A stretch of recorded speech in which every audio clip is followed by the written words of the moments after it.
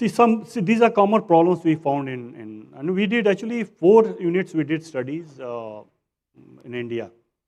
And we had also offered 1 unit to Maharashtra, means any of the state, Mahajan Konal. It didn't happen, that is another thing. But some very interesting things it came out. And we had selected supercritical units. See, all those previous studies, they were done only on subcritical because government and all thought, okay, supercritical unit, they won't run on flexible operation because it's a huge loss, that supercritical because of the efficiency loss and all. So it was decided. But today you cannot decide. Market will decide. NTPC Mauda, for example, for NTPC. All the plants later on, they were not, the selection of the plant was decided more on political reasons rather than, so you are getting coal from 1200 kilometers. So your ECR, your price, variable cost will be very high. So you won't get a schedule. And not getting a schedule every time you will be in RSD, means reserve shutdown. So you are flexibilizing without even you knowing it because you are too costly. So actually market will decide. Later on they were already cycling. So we told, okay, let us conduct a study for this supercritical unit. So these are some of the things we observed. Steaming in economizer, that is very, very common. This was not for the supercritical, this was for the other unit. Control things. You are not measuring this. Furnace temperature, sometimes you go and measure, but yeah, I'll skip this. Yeah, now I'll give you some of the solutions. Risk assessment, I think people already do it, but do anything with a proper risk assessment. In every plant I find people have this, risk assessment, all those theories, but do it in true spirit. Not just for the sake that you make a matrix, do it with data and proper assessment. And know what are the risks. We don't know the risk first of, because I told you flexible operation, we don't know the risk. We haven't even evaluated. You did say 100 cycles on a particular component. It looks good. So there is no risk. But see what happens, that paper clip example, for 50th time it will fail. 45th, 46th time, you must be in a position to know and then replace. When it fails, see paper clip is a very simple example, but what if your pressure vessels fail, some high pressure, there will be accidents, damages to equipment, life, lot of these things do happen. And sometimes the root cause is never known. Many even boiler explosions, I think today's presentation or tomorrow, there is a one on boiler failures also, there is a paper. So yeah, this one, yeah. So see, this is very, for especially for the utilities plant owners. People say, what should I do? Straight away go to the OEM and okay, retrofit. It's not needed, I'll tell you. So this one is done on per actual cost. See, your operation cost. Without doing anything, you are here. And just by changing your operations, training of your people, procedure changes, you reduce your cost like anything. Second. And then your controls, your C&I system. Most of the places, see, controls should work on auto. Means whatever is in auto, it should work. Don't have the tendency of taking things on manual, for example, drum level control. If it is not controlling, it's not controlling. You cannot control, a human cannot control so many parameters. Because any control system is based on lot of, and today even they are AI based and it looks after many parameters. And beyond that, very few plants would need like to retrofit or change their components. I've heard that people, many units that no, our system is not designed, we cannot go below 70%, honestly. And when I went visited them, some of the burners I was showing you, the condition of the burner, one places there were burner tip was missing. I don't know when it had fallen down. Then I met the plant head. I told even 70% you cannot run. It's just a maintenance. And same thing I reported to the MD also, because I was sent from the MD side. Again, we were having some discussion there. There was one gentleman from here only, very senior. Then all problems. I told, see, it's not, it's just the intent. We use your knowledge just to prove that this cannot be done, rather than doing anything. This, it's no offense, but it's just a feeling that I get at times. And again, some very old plants will need all those R&M. R&M also, like, do you have a policy on R&M? How many years to run? Without knowing how many years you are going to run, see, everywhere they had a retirement plan. So if you are supposed to run only for 5 years, will you spend that much money for R&M? So you have to calculate all those things. End of the day, you are in business. That you should remember. You are operating a power plant, safety and everything, but end of the day, it's business. And then precisely what the cost. This study also we did, and this part is a part of the study Intertech did for one of the NTPC units. So distribution of your cost. Based on this, your maintenance strategy and also should be decided. Which are the most damaging ones? Do you need to increase the frequency of inspections? Or do you need to actually replace components more frequently? So component-wise, you must be aware of these things. There are solutions, many solutions, like GE has it, Intertech, aware there is a software, EPRI has it. It's available. I think yesterday also BHL presentation, we spoke on that. Yeah, this is Intertech, it's very old, it's not new. Another one, it was like 1970, there was first mentioned, I didn't get it, but 2006, ASME publication, you find Intertech, this solution they have mentioned, like precise damage, component-wise, real time, it's available, you can see it. Some of the solutions of US. So one is US patented solution, that is TUMOD. So basic concept you see you just extend the life of your tubes. Some are very damaging, some are, you do thermal molding and everything in details. Then some of the places you need, like you change the steam flow. No, you have this special sections you have devised, and you put and you alter the steam flow to different. It's an elaborate study. Means you study the entire things with many thermocouples installed and with detailed study. And there are number of case studies which has been done successfully, and they could extend their life by many years. Then we have aware even for piping. All those details, it is available in the net. And these sections, I'll tell you where it is put and it is altered. It alters the flow across different tubes. You see, many places failure analysis is not done properly because even the flow is not proper in many of the tube sections. And at low load, if you are doing it, that is very important because entire steam flow gets altered. And then you are controlling its lesser steam flow, it becomes very difficult. Without actually having information, without sufficient instrumentation, it's really very difficult. So aware I was talking about, it is a very good visualization tool. You can upload your AutoCAD drawings, and then every failure real time also it will get marked.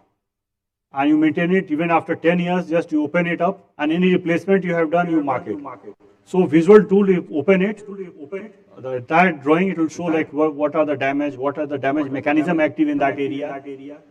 So when you are making your engineering declaration or your major overhauls and all, you can look at that drawing, and that will really help you in planning your maintenance.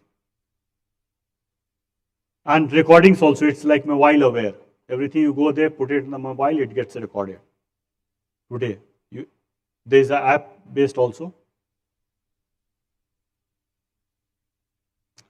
See, on the instrumentation, I'll give you some very few examples. See, this is a header. And you are measuring here and here. You don't have measurements everywhere. Supposing there is a water accumulation, condensate accumulation here. Short duration, during startup, low load, if you are just changing, cycling. You'll never know. Because these thermocouples won't detect. The metal temperature takes time by the time it gets changed. So very fast transients, it will never get captured. But if you install a thermocouple here also, what is your temperature? Immediately if you measure the difference, you'll come to know, okay, there is condensate that is happening. And then you do all the modeling, it's never. Then location is also very important. Typically what Intertek does, it will study the past data, means of your overhauling records, another thing, even the side thickness. Based on that, it will be decided, okay, where is your most damaging. See, you cannot put thermocouples everywhere in the boiler, in every tube. That has to be decided after a study, customized to your unit. Because every unit is unique. And then we decide the locations, and tell, okay, you install temperature measurements here. Then for coal analyzer, today we have a AI-based online coal. We are doing it, means it's already order in the process, we have given an offer. Our partners do it, not Intertek. I'll show you. Some solutions, combustion optimization system. These are also there, but we don't have adequate data. You know, in Dadri also Siemens installed, but without adequate measurements, instrumentation, it won't be successful. Steam temperature control, same thing.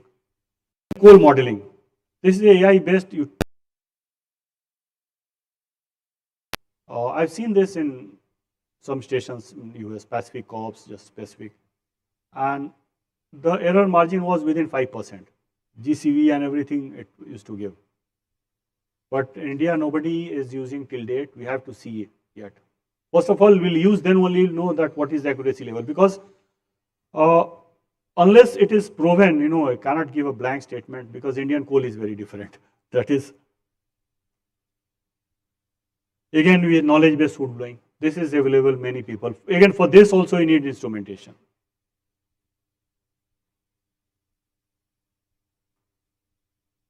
Again, online coal flow balancing. In 5 places it was done. We are doing a test run with Germans, VGB and IGF. Siemens was also there.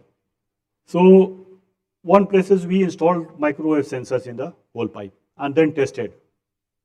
So they are actually, see, anything you are doing a dirty airflow test, it's just a point estimation. It'll never, I've never seen that dirty airflow will give you accuracy.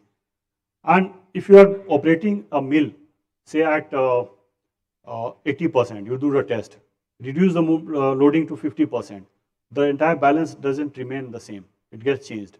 I'll show even the roping and all. So that can be done only when you have something, some dynamic measurement. Microwave sensors, and then you trend it, get in a laptop, and then you observe for even months. So what is happening? And then you just balance with if you have a variable orifice. So you have 3 installed at say 120 degree, and then you have velocity sensors just above that. 1, that is 1. 3 means you will capture all, you need 3. Otherwise any roping and all, it won't. See, if you see a video, I'll also show one, I think I have in the photograph. One fixed orifice, it was opened and the erosion was more on one side. Means coal is roping, it is going this way, hitting there and across the bends. That is roping. So to capture that roping, if you have 3, it will capture from all the direction. And just particle counter, means optical microwave sensors. This is a place where it was installed. And it's very elaborate, you know, if you have for 1 mill, you need, means 1 coal pipe, 3 sensors plus 1 velocity sensor, 4. 4 into 4, 16.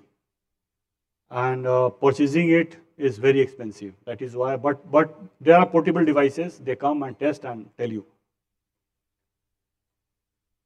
So I'll give you some of the results. See, this was the erosion. In this orifice, this portion was eroded.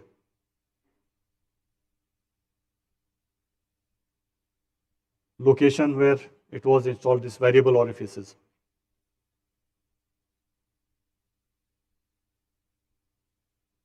This was the reading. We also trended it. And see, before balancing and after balancing. This was also the trend, and after that it was balanced. And to verify the result, we verified with the coal feeder reading. So from each pipe, you get a mass flow and velocity. So mass flow adding up to all the coal pipes, and then we checked, is it matching with the feeder? So it used to match. That was a cross check. So it is fairly accurate. And then with balance also, we saw that it provided a lot of benefit on the combustion. It depends, means how unbalanced your mill is. We took data for 2 months, in fact 3 months, and we saw like what are the benefits. So there was an efficiency gain of around 1%. It's huge. Even then I kept my fingers crossed, because 1% is huge. There must be some other parameter also, but anyway, some efficiency gain we did get. Mass flow. Different pipes. All the pipes we had tendered, I'll just show for indicator. Again, this same thing. Same thing, I'll straight away come to. Here also after balancing, you see, it was highly unbalanced. And later on it was like, I'll just keep all those. So benefits, I put it, bottom mass unburned got reduced, and even efficiency was also, NOx also reduced, temperature gain also we got.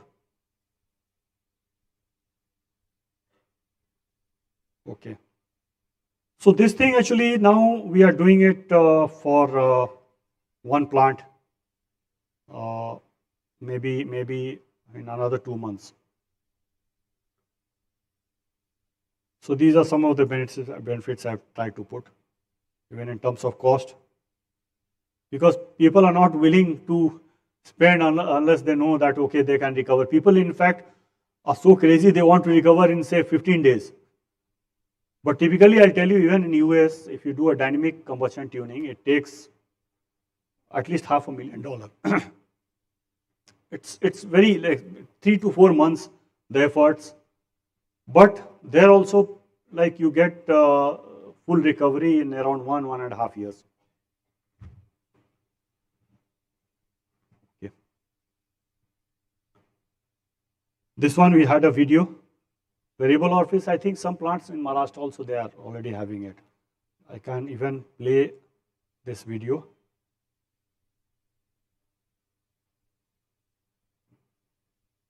Now also I was talking to them last week, they told that they are supplying even the coal flow balancing and all they are doing in one of the plants in Maharashtra. Okay. So this was implementation we did at Dadri. Condensate throttling, lot has been discussed. But it's like not, it is a tired thing by changing the steam pressure, then giving a command to the mills. You know, there is a time 3 to 4 minutes when you burn the coal and till you get the power. So that time is utilized, and like you change the condensate level, then the steam, extraction steam changes, and then there is a sudden load.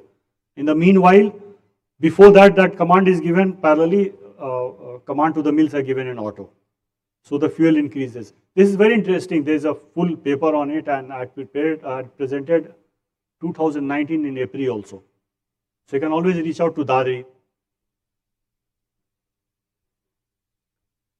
So Intertech, I'd put like we do health assessment. We do it means in a holistic way. It's not without, even I don't tell you that, okay, you again can run your units in a flexible mode or not. It's a detailed technical study, data is a must, and we ask for 10 years data. 10 years, see if you don't have data, I'll get only half truth. Another disturbing thing, half truth means half is wrong, half is true. But if you are not even confident which half you know, that is another problem.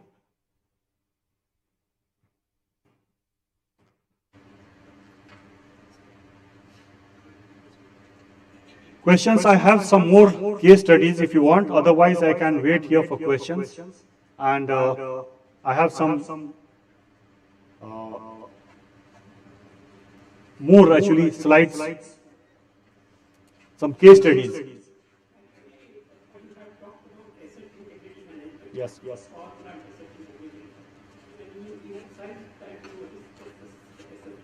and in-service inspection are an integral part of it. Okay. Now you see there are several codal requirements. And yesterday you were referring to one, that is ASME pressure vessel code. But that is an old code in 1970, which does not take into account, many other things.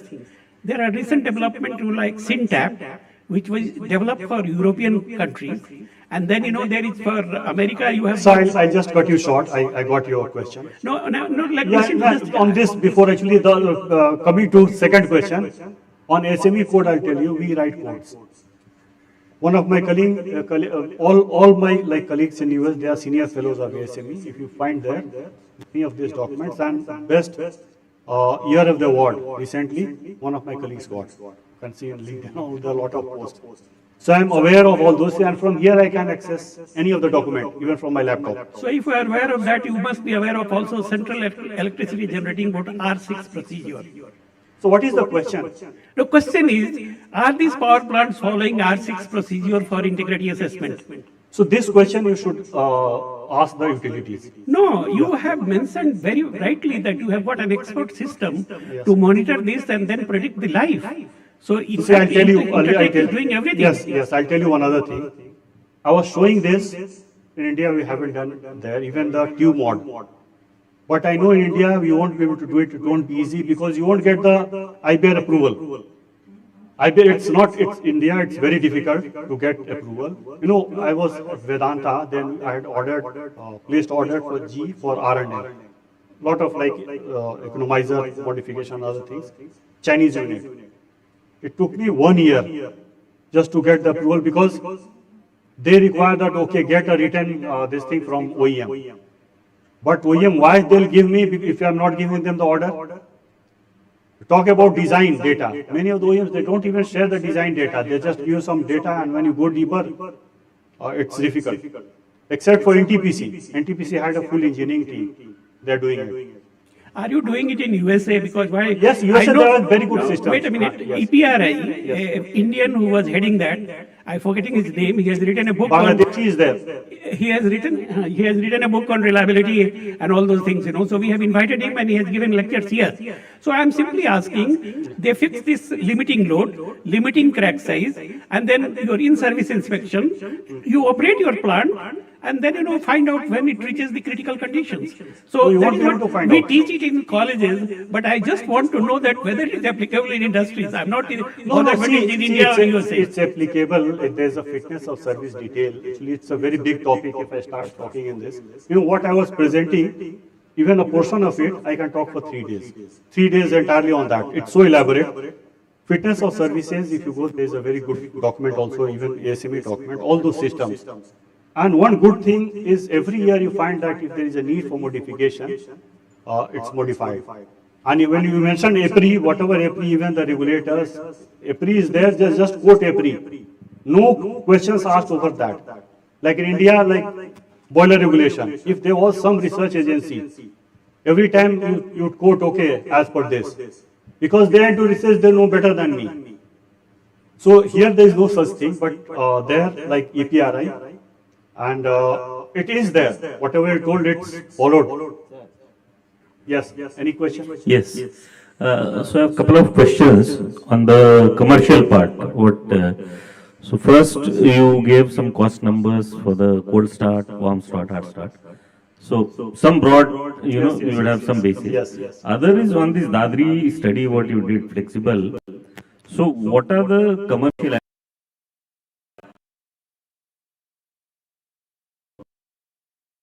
cost of the operation or the per unit cost was there evaluated? And is there a necessity because of those I'm kind of, saying the accelerated depreciation, maybe there is a deed, because to recover so there are both. One is a capex erosion, other is the increase in the operational cost. So I think we would need some norms for that. Yes. I'll tell you, very good question you have asked. But in fact, that has been my area of work, cost of cycling. If you see in India, so in the CA document, all those numbers I have done, even that CA document. Because previously nobody was even knowing what is the cost of cycling. So in NTPC, we had engaged a consultant, NG Labrolec, and then after that, a lot of studies we did. So it's true, yeah, cost you need to evaluate. And see, one thing, there cannot be a generalized cost. There'll be a benchmark cost, of course. So what I mentioned was a benchmark cost. You have to do it for your unit. And that can vary significantly. And then there can also be outliers. So, but if you follow that guideline, if you see this CS report, all those cost numbers and all, it's there. Even I think in the recipe book also I have put it. All the costs associated with cycling. So for every significant load following, there is a cost. For cold start, hot start, there is a cost. And for your unit, you need to evaluate. And for evaluating cost, it's not very simple. See, if you want to do it in a crude way, means crude actual way, you need to do FEM analysis and then estimate the damage, calculate the damage.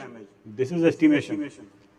So, but now nobody does it. Intertext way means it's regression analysis with 10 years data, and then you compare with benchmark, global benchmark data. So we have data of means US, Canada, and then you arrive at that number. And this methodology is used in the power market. See, this question will come today. Everything is fixed here. Even the match playing is fixed. It's like this. Ideally, it should be in the power market. Power market should control. And once market starts controlling, then you will know your cost also. Otherwise, you won't operate. No, long back, 2016, this example, I forgot I mentioned. I was in Paris just for a personal visit. First day we went, so I filled power and all came back. It was Airbnb room. Then evening we wanted to have a bath. I didn't find a switch for the geyser. 1 hour I searched, I didn't find. Then I called up the host. They told no, you don't have switch. It gets auto. There is a time he mentioned at 11:15 or something in the night. I told. Then even then, if you want to switch on now, then there is a MCB sort of thing, very sophisticated equipment. Then it told there is a bypass, small. You need to press that with a pin, with a toothpick or something. Then I didn't do that. I just saw that. I didn't misunderstand. Then I opened up my laptop and started reading this energy system. Then I saw like what energy price is. It was negative 11:15, and that guy. Then I opened their shaft. There was a 300-liter geyser. So when there is a negative pricing, then it gets on automatically. So that he is actually getting paid even for using it. Then I started scratching my head. How can somebody pay for even you are using electricity? Use my electricity. Then I came back. At that time, we were not even talking about flexible operation. In 2016, there was a task force formed, and then I went with energy nautics and all different places. Even the trading floor also I visited. Then now I understand.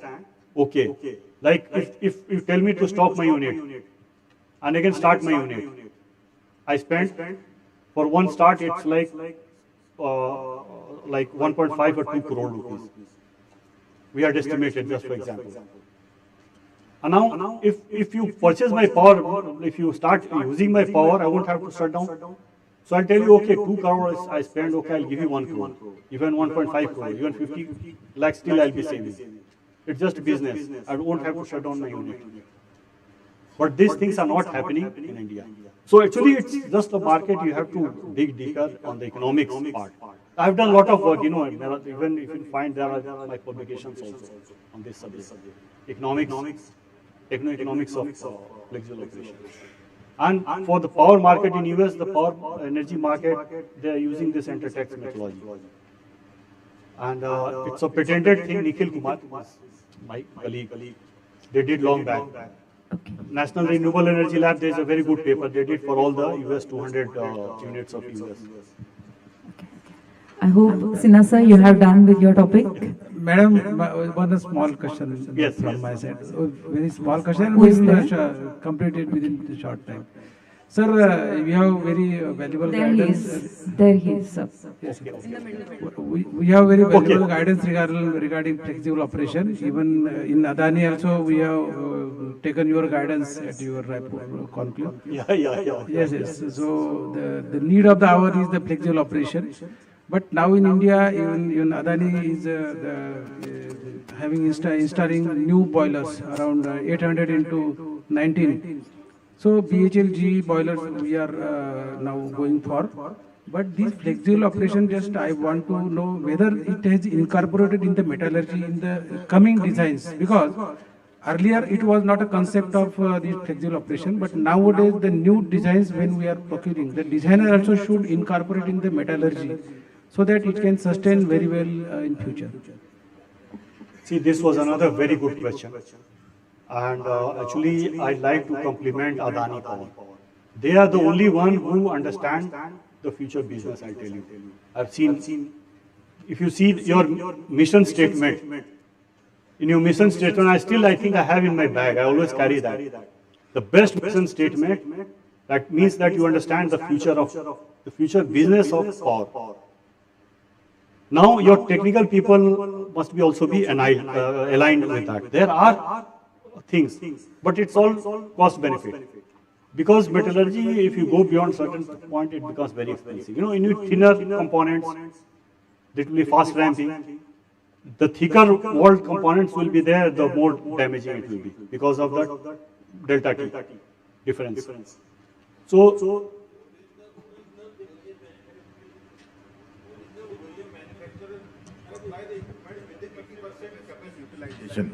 so the design of the unit utilization nowadays with the new MERC guideline having the merit order dispatch, where the flexible operation for most of the, except those who are having assured this thing PPA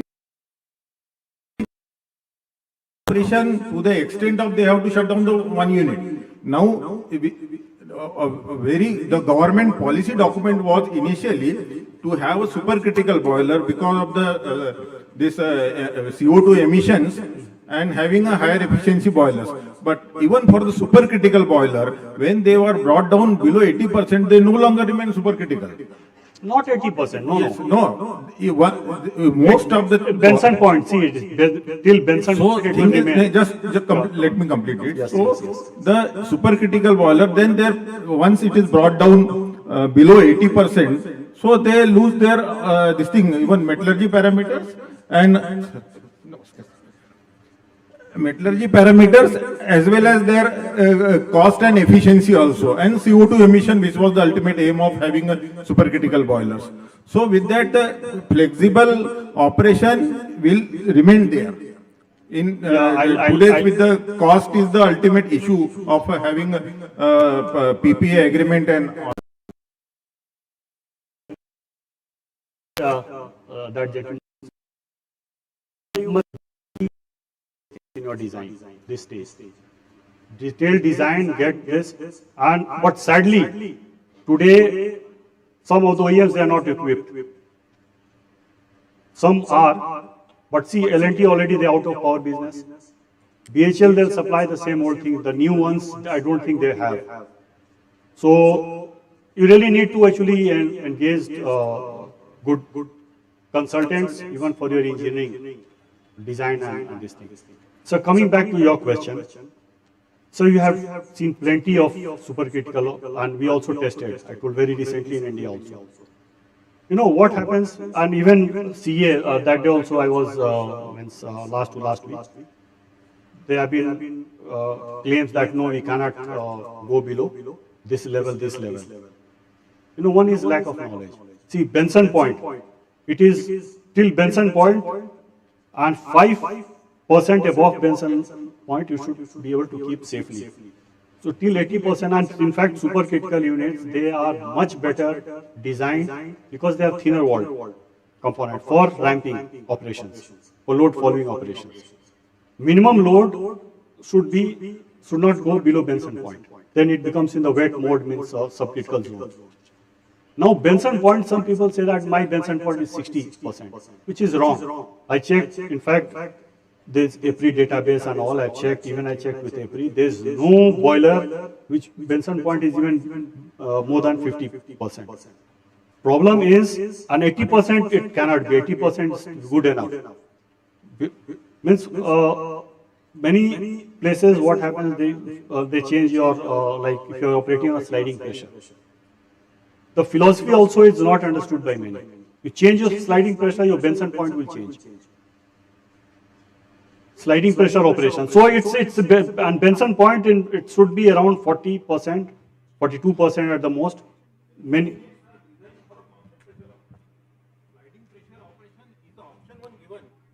When the situation arises. Which plant, sir? When BHL supplies, BHL recommend in the manual also, okay, you should go for a constant pressure operation. See, BHL, I'll tell you very honestly, BHL, for flexible operation, still they are very far off, like EPRI also was there, and the research recently in flexible operation, there was a 4-day, 5-day conference.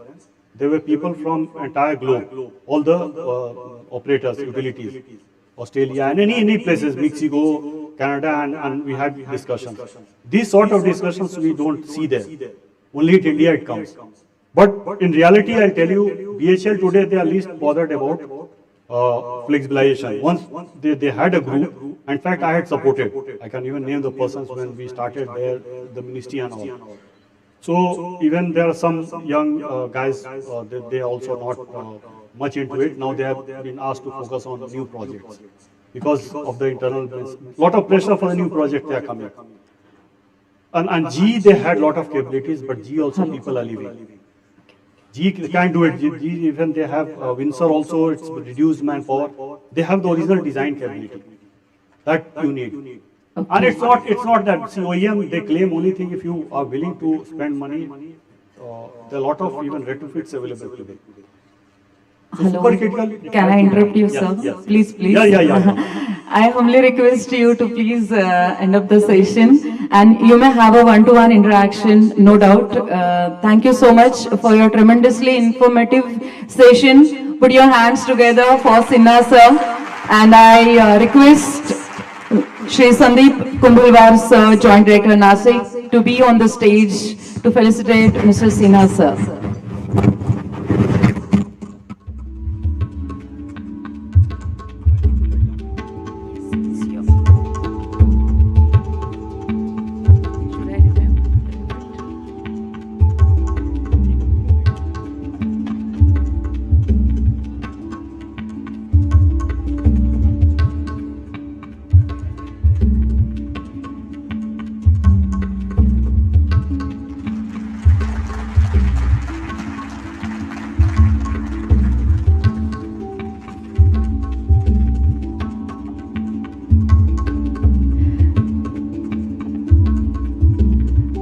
Thank you so much, Sinha sir, for this great start of this second day Power Pack sessions.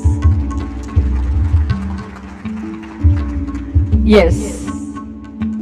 Now it's time to invite on stage our next expertise. He is Mr. Dieter Van. Let me introduce him. Let me take the privilege to introduce such a great personality to you. Mr. Dieter Van, he is Sales Team Manager,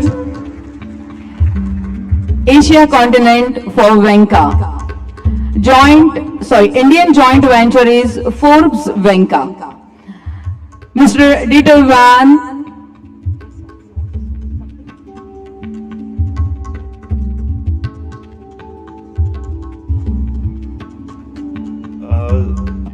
a little bit of interruption in this seminar ahead.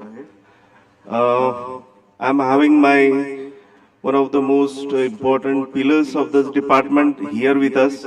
So I would invite him on the stage. I would invite all my seniors on the stage to have an introduction to all of you. Uttarwar sir, Kardate sir.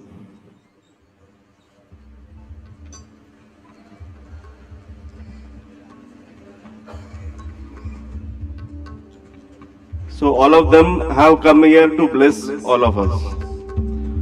Bokre साहेब, मंदे साहेब आलेले आहेत.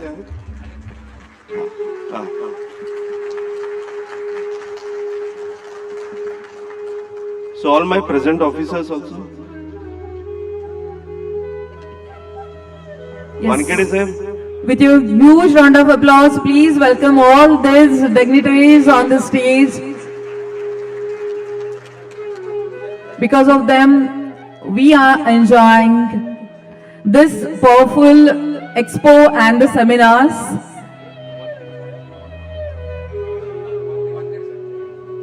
देशपांडे साहेब आले का?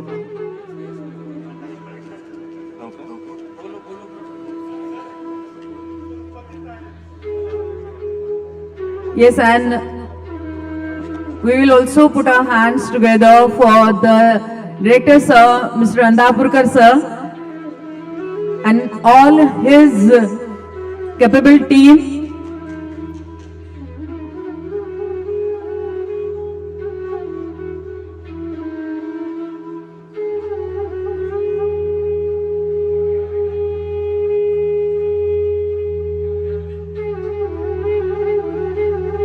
Actually ये photo Wankhede sir के बिना अधूरी है, तो हम लोग उनके लिए वेट कर सकते हैं. एक जस्ट अ मिनट, वापस हम और एक फोटो क्लिक करेंगे.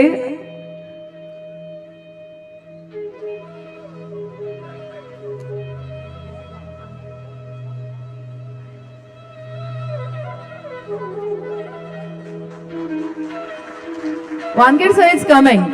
Please wait for him.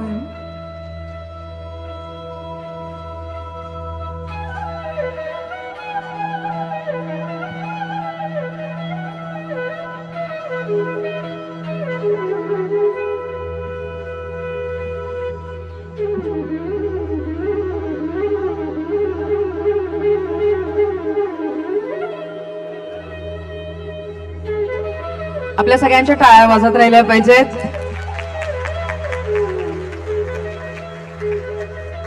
या सगळ्यांप्रती असलेला आदर आणि आभार हे दोन्ही गोष्टी आपल्या टाळ्यांमधून प्रतीत होतात, कारण यांच्या टीमच्या या प्रचंड मेहनतीनंतर खरं तर एखादी अशी मोठी गोष्ट साकार होऊ शकते.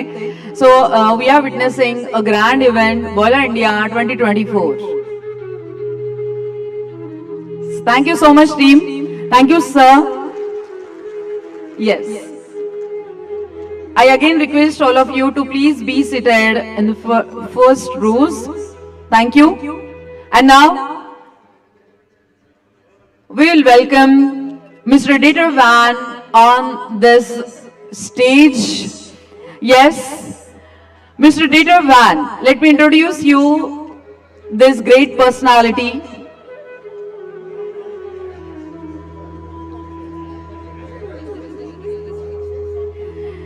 Please.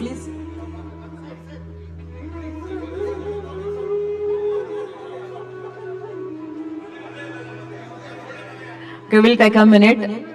Let them finish it all, and then again I'll introduce you nicely the next speaker.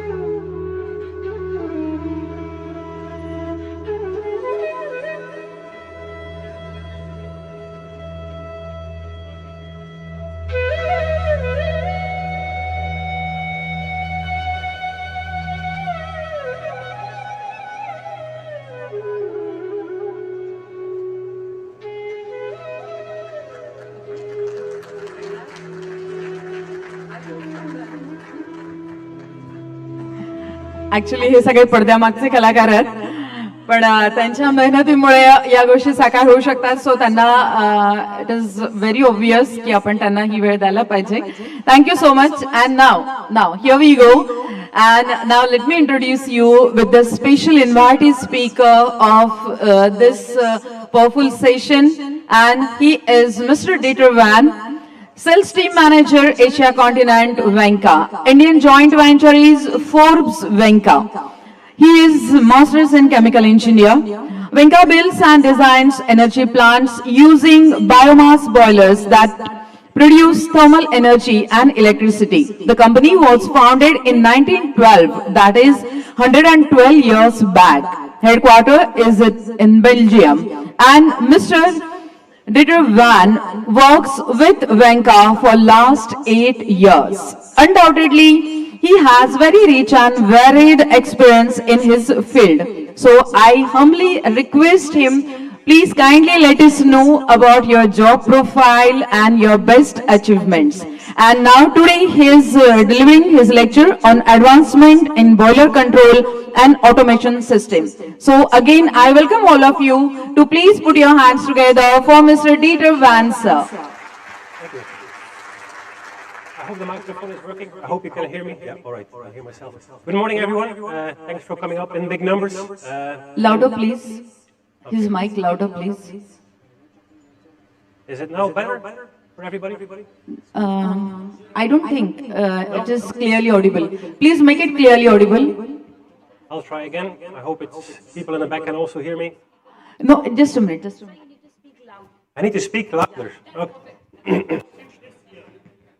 थोड़ा सा ऊपर लगा देंगे उसको. Professional. Yeah. Just put it here. I think, yeah, this way, this side. Yeah. Now, Hopefully it's better now. Yeah, now it is okay. Okay. Yeah. Good morning, everyone. So my name is Dieter, working for Vinke, based in Bangkok. Since the last 8 years, working on the Asian market. And now with my whole team over the different settlements recovering the Asian market. Welcome everybody, thanks for the kind introduction. I'll kick off with just an overview what I will be presenting. So actually there are 3 chapters. The first 2 chapters we will breeze through. It will be quite okay. It's some pictures, something about our companies, Vinke Global, and then our joint venture here in India with Forbes Vinke. The third chapter, it's about our advanced control system. It will be a bit more difficult, some more graphs to go through, some more data that we collect, but I'll try to guide you through it, and then afterwards we can go for a well-deserved lunch. But let's start with Vinke. As it was already mentioned, we're quite an old company. We exist since 1912. And from 1912 on, we started doing biomass. It's a long time before greenhouse gases, CO2 emissions became a topic. We were already converting biomass mainly into hot water for the textile industry in Belgium. Over the years, our company grew. We're now into the 4th generation. Peter and Dieter Vinke running the business. 2 brothers, also in charge, of course, of our joint venture here in India. Some other numbers, we're 410 people strong, based over different settlements. So I am in the Thailand office since a few years. Before that, I was in our China office. In Asia, if you add up all the people, we're around 60 Vinkeneers, we call it. So you can see it over there, Vinkeneers. We're a cult, but it's just a catchy name between Vinke and engineers. And then some more numbers. With the 410 people, we reach around 200 million euro. I'm not as good as yet in lakhs and crores, so I still put it in euro. So it's 200 million euro we do roughly. And I think the bottom right picture, where you can see that almost half of what we do, or more than half of what we do, is coming outside of Europe. For a small company in Belgium, that is quite an achievement and something to be proud of as Vinkeneers. So together with Forbes Vinke, what do? We turn all kinds of biomass fuels into energy. It used to be 100% biomass. Since a few years ago, we also shifted to waste. Municipal waste, sorted waste, because in Europe or in other countries, biomass is a bit more pressurized, recycle, reuse, before you really start combustion. So we said waste should be also a good alternative to grow, which we now do. We also built waste-to-energy plants since 5-6 years. Then we convert them into hot water, cold water, steam, power, whatever our customers need. It's custom-made solutions. It's not like we have everything on the shelf and we just export them. It's all custom-made based on what our customer requires for his process. Important to note as well is that we're looking at solid fuels. So all kinds of, there's a huge fuel range that we have, over 100 different types of fuels we encountered, and all fuels come with their own challenges. This is what we resemble in these radar plots. So you can see we're looking at sulfur content, high temperature corrosion, fouling, ash melting, and of course the more you are in the red area, the more challenging the fuel is. Easiest fuel, bottom left, the wood pellets or wood chips. I think if I give you some wood chips and a lighter, you can also make fire. Other fuels are more challenging, like wheat bran, rice husk, sunflower. They have some other challenges to take into account. We only make or offer step-grade solutions. We're not into fluidized bed. We're not into chain grades. We're not into biogas or anything like that. It's solid fuel on step-grade solutions, because to us, it's the most flexible and most future-proof solution. Because there's less dependency on your fuel treatment, a step-grade can cope with quite a lot. So that's why we went, okay, let's go for step-grade since the late 70s. And 50 years later, it is still the solution to go to. We produce them in Czech Republic, we produce them in Malaysia, and also here in India, we produce them for the local market as well. Boiler range, very wide, from the very small to the very big. Hot water boilers, as you can see behind me, this is a hot water solution, mainly used for drying applications. District heating networks of Amsterdam or Paris are using this type of boiler to heat the city in winter. This is a very important boiler. It's a combi boiler, so we have a water tube part and a fire tube part. We install it in many places. Also here, of course, in India, we have many of these references. Limited to around 25 megawatt, 30 bar, roughly, what we can do in the steam drum. But this is a very common practice for us. If our customers want a bigger boiler, we say, okay, no problem. We can also provide bigger boiler, which looks like this, a fully water tube boiler with an economizer behind it. There we can go up to 15 megawatt power, sometimes 20 megawatt power, and up to 120 tons of steam. Thermal oil heaters in all kinds of shapes and flavors can also be produced.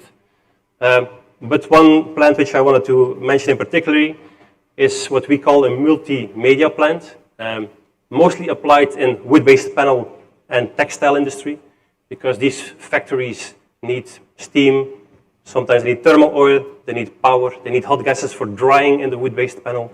And instead of installing 3 or 4 boilers to make your thermal oil, your steam, and your hot gas, we say, let's combine it all in one, make one boiler much more efficient, especially on the thermal oil section. You can save a lot. So this is mainly for wood-based panel and also textile industry. The markets where we are active in, wood is historically our oldest market, let's say. Always to enter a new market or a new country, it's mainly due to wood, MDF, OSB, particle board, pallet lines, because it's a small niche market. Everybody knows everybody, so you can easily blend out into new territories. Agriculture is much wider. There's many more fuels in agriculture than in the wood sector. It can be sunflower waste, it can be corn, empty corn cobs, it can be all kinds of straw, coffee, cocoa. All these processes produce process waste. And this we say, stop burning fossil fuel to run that process. We will use the waste of your process. The last market is the, let's say, most challenging market. These are companies who want to go green, people who make cars or people who want to do district heating. They want to go green, but they don't have their own biomass. So they need to source it from a third party. Difficult to get long-term contracts in place.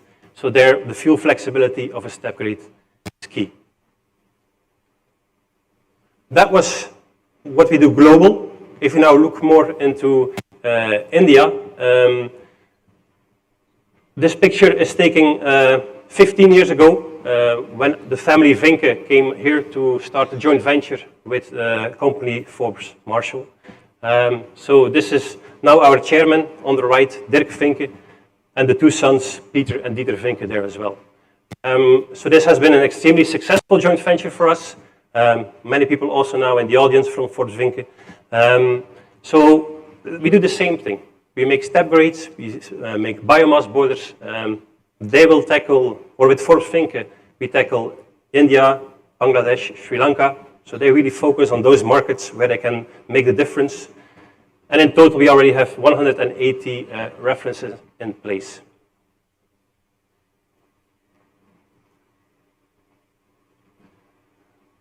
Besides the bigger boilers, we can also offer with Forbes Vinke packaged boiler solutions. So in a smaller range, 2 to 8 tons per hour, let's say, that we can provide a real packaged two-piece boiler, quick to install as well.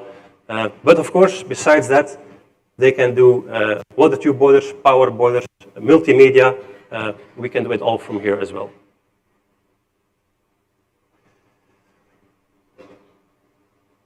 Step grade.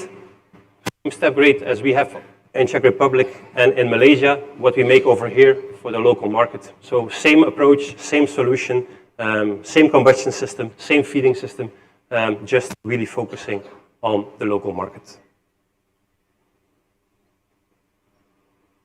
And if you would not know where this is in India, but I think if I show this slide in a presentation of Vinke, it can easily blend in. It's also looking like a boiler we make in Vietnam or a boiler we make in Spain. It will look exactly the same.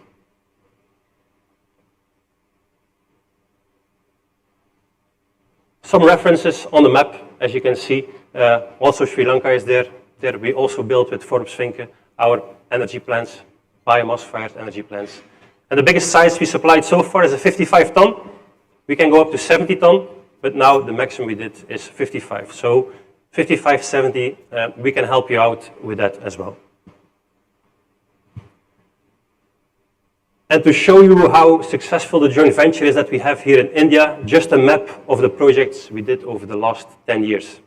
So you can see 25% of the number of projects is realized here in this area. With a joint venture which is only 15 years old. So I think very impressive numbers. That was the easy part. Now we'll go into the control system, which we call Smart Plant. I think we have been developing Smart Plant for the last 6-7 years, where we really said we need an advanced control system to make it easier for our operators at site to know the boiler, to run the boiler faster with less alarms, and also for us to approach our customers and say, we can see this, we can see that, take care of that, look for your maintenance, take out for your fouling, or watch out for your fouling. That's all things we want to do with Smart Plant. So it's focusing on operators, because as you also all know, a boiler needs many operators, and not every operator is equally skilled, equally experienced, equally eager to learn. So every day new people arrive to run the same boiler. It's also about knowledge sharing. How eager are they to share what they know with their colleagues? We are not running gas boilers, we are running biomass boilers. So every day your fuel can be different. We have customers who mix up to 6-7 fuels in the same boiler. So they need to know what day is it and what are we burning. Otherwise it could totally collapse. So fuel is an issue. We want to give that information to them immediately. This is the fuel. This is what we see. Take care of that or take care of that. Fuels are also linked to emissions. Different fuels will need more cleaning, less cleaning. Not that easy just with a normal control system. We want to help our customers also with understanding when a maintenance stop is due. Some people run their factory for a whole year, and then they have one stop every year. But some people don't realize if you just stop for a few days halfway, you can increase your efficiency over the whole year with 2-3%. Also something we want to tell them with Smart Plant. Then some technicalities. So it's a cloud-based platform. We access it whenever our customers ask us to help them out. We can immediately see what's going on, which alarms are being raised. You will see that later. So it's cloud-based. We want to show dashboards to them, easy to understand. Not too many graphs, not too many things that they have to really analyze what's going on. No, just a number. They can see this is what's going on. There's intelligence inside for both parties, for the customer and for Vinke, to learn from our boilers as well. And now I will dive into some of these dashboards and some of these learnings that we can provide to our customers with the Smart Plant approach. So there's two categories which you will see appear. There's smart tools and there's intelligence. I'll kick off with smart tools, what we mean with that. In the past, or what we still see at certain sites, is that steam pressure is just locked. Steam flow is locked in an Excel sheet or in a table. Very difficult to analyze what's going on. What we call the map approach. Like in the past, when you wanted to drive to somewhere, you opened the map, you looked for the road. How will I drive there? We want more to have a GPS or a navigation system that immediately you can see my pressure now is 19 bar and my flow is 8 ton per hour. Not with a graph, where am I, what happened the last hour. No, immediately you know what's going on. So easy dashboards for everybody to understand. For example, this is a multimedia plant in Portugal. It's a 116 ton per hour boiler, but it generates hot gas, it generates thermal oil, generates steam, generates power. It's one of the most complex plants we have because they produce MDF board and put power on the grid. So it's extremely complex. So Smart Plant, of course, was the way to go for them to really know what's going on in each section of this boiler. So they can immediately see what the capacity is of the boiler. So they have a step grade, but they also have burners on the side. They can see the capacity of the burners, they can see the capacity of the grate, they can know what's going on in every time. We also check the availability, how many hours per year, or how many hours per week, or how many hours per month are they running? How many times are they stopping? Why are they stopping? Is it a planned shutdown? Is it unplanned? So we can immediately interact. Another dashboard that we developed is for alarms. In the past, in our system, the alarms were just raised like this. They were just one list, alarm A, B, C, not really knowing where it is, what is going on, where should I look. Okay, after a few years, the operators will learn this, but it takes time. So we said, let's improve this. Let's make it much more accessible for an operator. So we made a dashboard that immediately he can see how many alarm level A, level B, and level C do I have. A alarms are alarms where you immediately have to act. You have to really check what's going on immediately. B alarms and C alarms are also important, but they're not threatening your boiler or your process. So we show that, what is A, what is B, what is C. We also show the customer, where is it happening? Where is this alarm? Is it at the grate? Is it at the PLC? Is it at the feeding system? Is it your flue gas train? Where is this alarm happening? So immediately he can go to that zone. Okay, there's something wrong with that sensor or with that conveyor that he doesn't have to run around the whole area of the boiler. This, of course, increases the availability of the plant. If you can act faster on your alarms, if you immediately know where to go, you increase your availability, which is, of course, key for any processing factory. So we show the types, we show the areas where to go, and we quantify them. If we then look at intelligence, every plant that we offer or that we sell, we give them a combustion diagram. We show this is your fuel. If you want to make so much megawatt, you will consume so much fuel. Afterwards, we also put this in Smart Plant.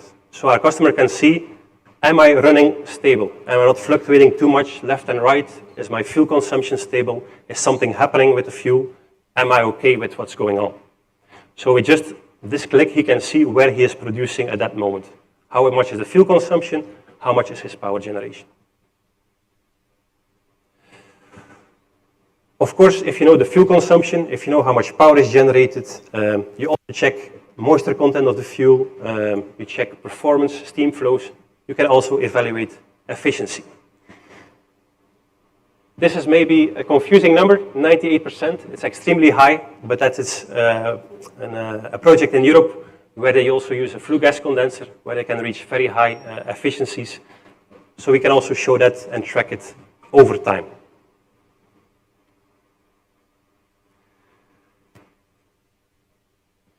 As I mentioned before, with the step grade solution that we offer, you can burn many different fuels with limited efforts on your fuel preparation line. However, of course, if you switch one day from wet wood chips to rice husk the next day, there will be a big fluctuation in your moisture content. So in Smart Plant, we can also integrate a moisture scanner that you can immediately see, okay, what is my fuel doing? How wet is it? How dry is it? Which we then can correlate to the calorific value of your fuel as well to check the fuel consumption and the performance of the plant.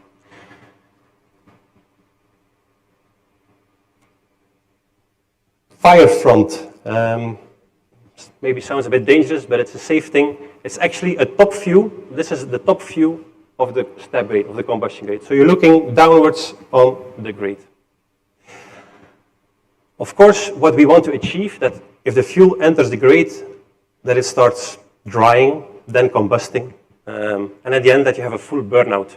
So of course, you don't want to have your fire, your hottest zones at the last, because here, at the bottom, here the ashes fall into the conveyor. So here they should be burned out, so there we want to get all the energy out. So you want to be sure that your fire front is in zone 2 or zone 3. So this, with the vision camera installed on top of the boiler, we can see where is the fire happening.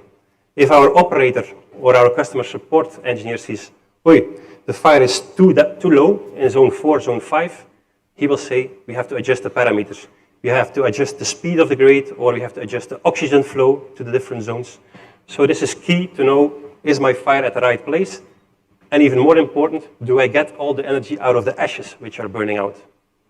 If there's still too much heat in the last zone, okay, we have to slow down the last zone, so all the energy goes into my water to make the steam. So this we can do with a special camera on top of the combustion room, which we call then the fire front analysis. Because we always do a commissioning on site in India or in Vietnam or in Europe, but sometimes, okay, fuel starts shifting, operators start playing with some settings, and often, like we did now this week, we went to Vietnam with some people, and there was one boiler which actually the fire was in zone 4. So actually even some was falling into the conveyor, into the de-ashing conveyor. So there, okay, we have to change it immediately, slow everything down, have the fire at the front of the grate. So it's quite key to reduce your fuel consumption to make sure that everything burns out by the time it reaches the end of the grate. Fouling. Depends on the fuel, how tough your fouling is. But of course, fouling has a huge effect on your heat exchange, on your temperatures, on your efficiency. So customers, they normally plan their stops along the process. Maybe sometimes they have to switch from product, you have some cleaning in place. So they say, then we will plan our stop as well. This is, for example, an example in France of a thermal oil heater where they just have their planned annual stops. So they had 2 stops, one after 1,200 hours and one after 3,500 hours. We also have an indicator how good or how bad your fouling is. So 10, it's optimum, it's a clean boiler. And we want to avoid that we are below 5, because then it's too much fouling, efficiency is too low, fuel consumption too high. So we sat down with them and we said, why don't we do an extra stop in between? Why don't we do 3 stops, one after 1,500, one after 2,500, and one after 3,500. So you will never reach the 4-5 fouling parameter, you will be always above 6. Reduces your fuel consumption, increases your availability, so you can run much longer without a cold stop. So we can say, instead of cold stopping after 2,500 hours, we only do a cold stop after 5,000 hours. more availability. But of course, that's just close communication with the customer. Like we say, what do you want? How long can we run? When do you have a plant shutdown? But this is just reduce fuel consumption, increase efficiency, and increase availability over the time. Availability, that's what pops up now behind me. These are some of our customers who use SmartPlant. All kinds of customers. It's people who produce, it's rice millers, it's greenhouse people, it's people producing cocoa, coffee manufacturers. But you can see there's different colors. Green color is good. The dark color, as you can see here on the bottom left, means up and running, no problem. Plant is running. The light green says the plant is up, but there's no demand for steam or for hot water, so it's just in standby. So the green is standby. The yellow color means the plant is not running, but it was planned. It's a plant shutdown, there's no need. For example, this one, Wenen, here, bottom left. This is a greenhouse. So they grow crops, they grow flowers inside the greenhouse. So they only normally need heat in the night or in winter. This is the overview of the last 2 weeks of August, when it's summer in Europe, so they didn't need any heat. So it just planned not to run the boiler. The red color, on the other hand, that's an unforeseen shutdown. So these ones means your boiler is down and it should be up and running. So there's something wrong. There's an alarm or there's something happened which we didn't foresee. So we should involve our customer service team to go there or to call or even log into SmartPlant, check the alarm list and help the customer out, because that's unplanned. So the red color we want to avoid. But as you can see, sometimes this will still happen. So availability. And then the last one, it's a bit more complex. The last thing we do is check the health of control loops. It's a bit, how should I say it? More difficult to explain. It's all calculated with each loop. How are the sensors performing? Is there big changes in what they read out? How is the efficiency of the plant? And then we make an overview of how healthy it is. Do we see malfunction of any components in that loop of instrumentation? So there we show everybody, or we show the customer in place, how good is each loop doing. For example, oxygen control loop. We have an oxygen sensor, because okay, we want to be around 6%, 10%, 11%, depending country and fuel. And we can show how good is everything responding. How good is your fuel input? Is your fuel input good related with your oxygen control? So we all mix them together and we say, okay, this is a well-performing control loop.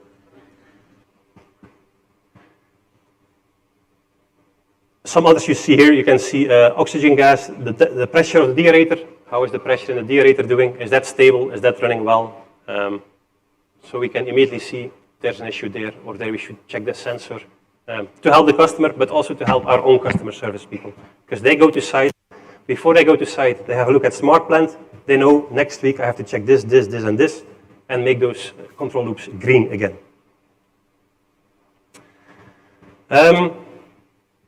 What's in it for our customers? Because, as mentioned before, there's something in for us as well, to understand our boilers better and to help our customers faster.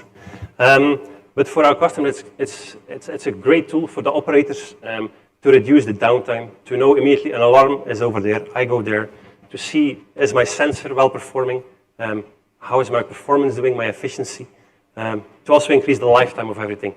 So with 1 or 2 more shutdowns, hot shutdowns, maybe they can run a whole year instead of shutting down every half year. And that's it. Thank you all for your attention during this presentation. If you have any questions, please shoot. Thank you very much.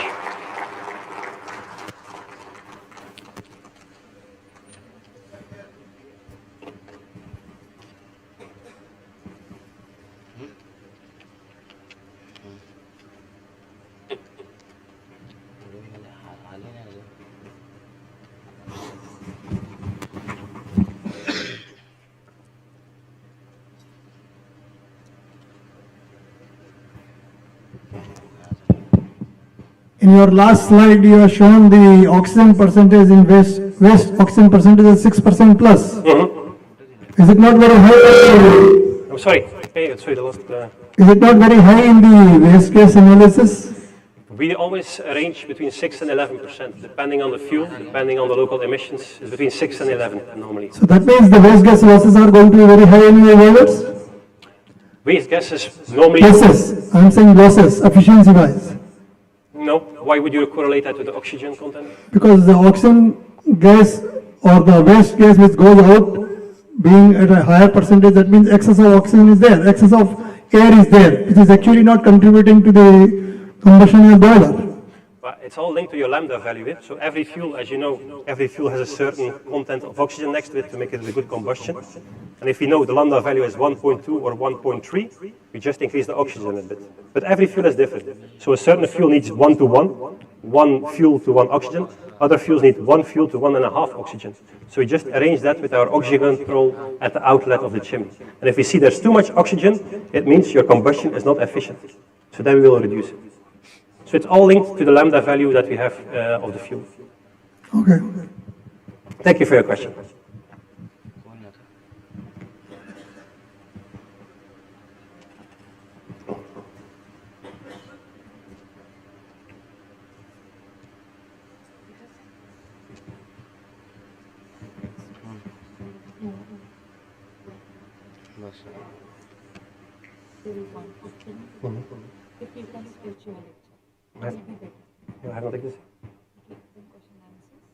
Any other questions?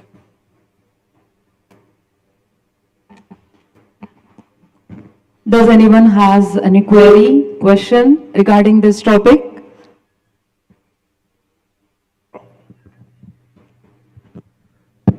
Okay. So anything more to, yes. Yeah, Mr. Dieter, I have one question. Please, will you please stand up so that we'll know who is asking, and then again you can sit down. Where Mr. are you? Dieter? Yeah, this side. Sorry, Where? I cannot see you. Wait. No, I can't see you. Mr. Yeah, Secretary. okay. Good morning. You shown that this municipality mix also you can convert it to power and all. So is there any installation in India, and how cost effective is that? You mean waste to energy? Yeah, municipality waste energy. Yeah. So waste to energy, at the moment, we only have one reference, in Asia, which is based in Thailand. So it's a plant which actually burns the wraps from plastic bottles. So the Coca-Colas, the Pepsis, this is the fuel. But it's a small power plant. I think it's around 2 megawatt power with 12 or 15 ton per hour boiler. And regarding feasibility and waste is all linked to your gate fee.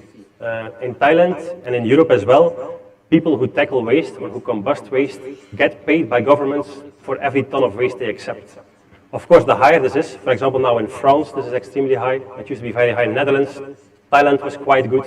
So there it becomes feasible. I don't know if there's any gate fee in India. This I don't know. But it's all linked to that, and also to your feed-in tariff on the grid. So you have to look at feed-in tariff and gate fee, and then you can see how fast your ROI or your payback period can be. But I'm not familiar with the Indian gate prices or the feed-in tariffs, unfortunately. Okay, it all depends on the policy. Correct. Yeah. Okay, thank you so much. You're welcome. Anyone else? Yes, there is one question here. Will you please stand up so that we can provide you with the mic?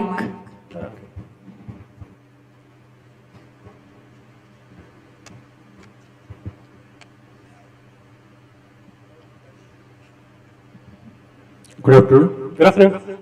In one of the slides, you have mentioned that efficiency is about 98%. That is through waste heat condensation or something like that. So can you please elaborate that more? Because our fuels are having normally a sulfur content which may condense and cause corrosion. So whether it is possible for those fuels also? Yeah, that's a very good question. Yeah, indeed, if there's a lot of sulfur inside your fuel, you're struggling with, of course, sulfur condensation or low temperature condensation. So there you have to look what you can do. To reduce the sulfur, you can do some lime injection or carbon injection. but of course it's limited to its efficiency. So it's always risky if you go for flue gas condensing, if you have high sulfur content in your fuel.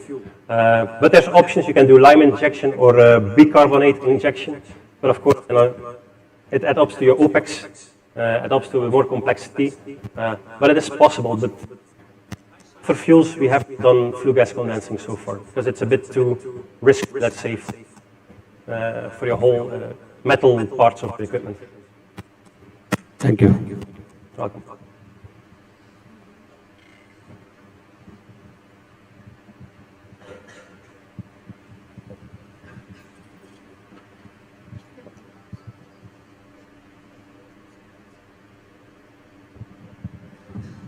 Okay, good afternoon. Good afternoon. This boiler uses the different types of biomass, right? Correct. So whether it is capable to burn all at a time together or mix or only one at a time? That's a very good question. Depends what you want to mix. Can do up to 5, 6, 7 fuels, separate individual fuels. You say rice husk, wood chips, corn cobs, that you can do. But you can also say, no, I'm going to do 70% wood chips and 30% rice husk, also possible. The only thing is, the operator in the plant, of course, he has to push the right button, because there will be 6 buttons. It's not like there's a camera who detects, oh, today it's rice husk. Maybe with AI, in 20 years we can do that, but not today. So today the operator will have to say, okay, today we are mixing 60% of this with 40% of that. That's button number 3. Okay, in that case, in the mix zone, how the combustion will take place? It means the automation. Yeah, it's the BMS or something. I mean, how it will control, because everything has different characteristics. Moisture maybe, or calorific value, or the size or something. So how the control will manage? How it will get the feel of it? Okay, how it should be? How much air to be? It's fully automatic. Of course, we will come to site, or our commissioning people will come to site at the start of the project. They will, I also will be there. I will say which fuels you mix. Do all settings on that, because we have hundreds of years of experience of mixing fuels. Okay. Just rice husk, wood chip, corn cobs, those things, we can do it. Of course, if you have an exotic fuel, then our people will stay much longer on site to really do all the settings. So we will change the speed of every step. We will change how much oxygen is coming into the grate for every fuel mixture that you have in mind. So it should be pre-configured. It's pre-configured. At what mix, what percentage of mix, how much will be the, the calculated, the calorific value and how much oxygen. Yep. So it is a pre-configured in the program. Pre-configured, but of course we have to work together closely with the customer. But for each fuel mix, we will have a different combustion diagram. So they will say, if you mix this, your fuel consumption will be 2 tons per hour. If you say the other mixture, it might be 4 tons per hour. And okay, then the grate has to move a lot faster. Conveyors have to move faster. Feeding system has to move faster. But it's all done before you start operating the boiler. Okay, thank you. You're welcome. Okay. Wait, let's take a microphone, then everybody can hear. Just a minute. We'll provide you the mic.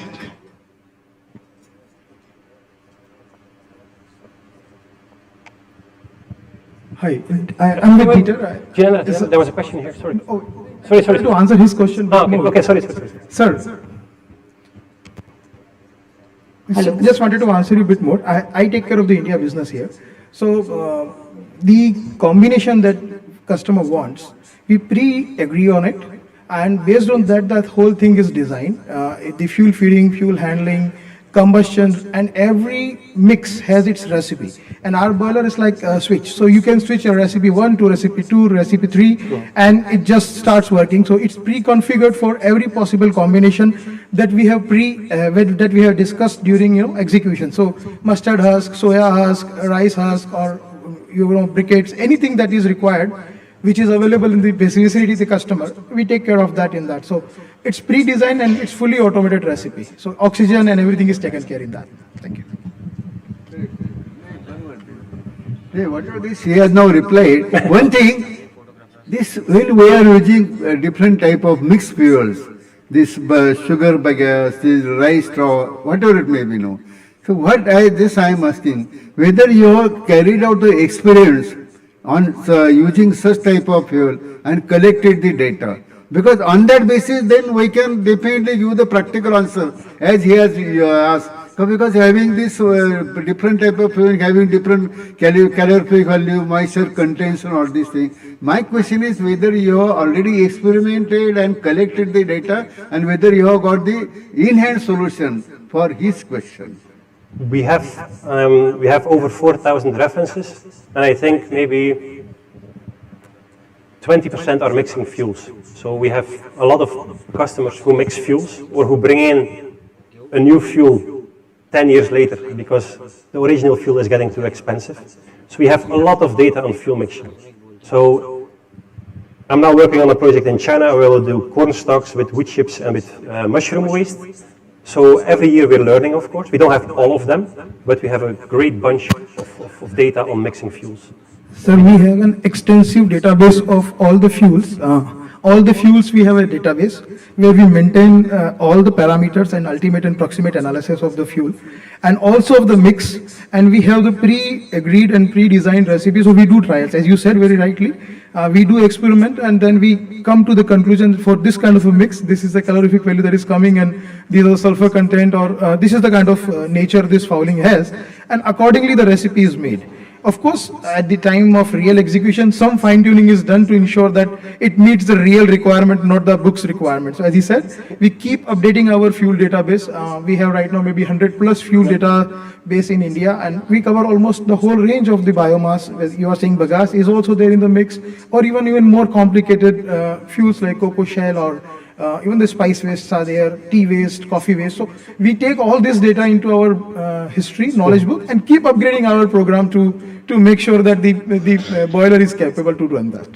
I think that's a very good remark from Jinendra. As I mentioned before, we have a lot of data about mixing, but still every time have to go to site. Because it's not because in a book or in a sample analysis it says so much carbon, so much sulfur. We will always go to site for the fine-tuning for each fuel mixture. You cannot do it just based on an Excel sheet or a book. You really have to have hands-on, on-site to see what's happening. Yeah. Most welcome. Okay. Okay, then let's put your hands together for Mr. Dita, sir. Okay. Thank you so much. Thank you so much for imparting your knowledge with us. And now I kindly request Mr. Sandeep Kumbilwar, sir, Joint Director, Nasik, to be on the stage to do the honors. We'll felicitate Mr. Dita, sir.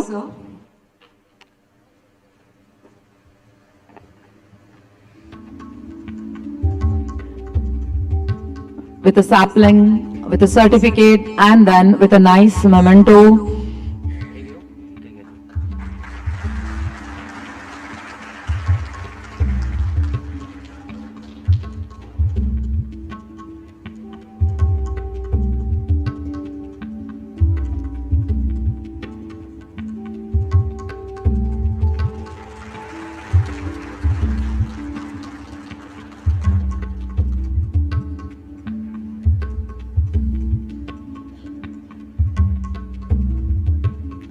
And so here is a nice memento for you.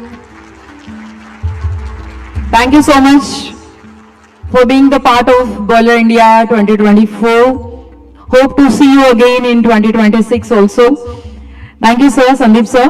And now, again, I would like to invite Mr. Anjan Sinha, sir, who is a power plant specialist with 35 years of industry experience. Actually, he has delivered his nice informative lecture, but some question and answers are left over. Actually, we thought we'll not get enough time, but now we have few minutes in our hand. So again, we are calling Sinha sir on the stage with your remaining queries. If you have any, feel free to converse. Okay, we have our volunteers with the mic. There is a short time for lunch break. Please don't hurry up over there. खाना अभी तैयार नहीं है वहाँ पे, please रुकिए.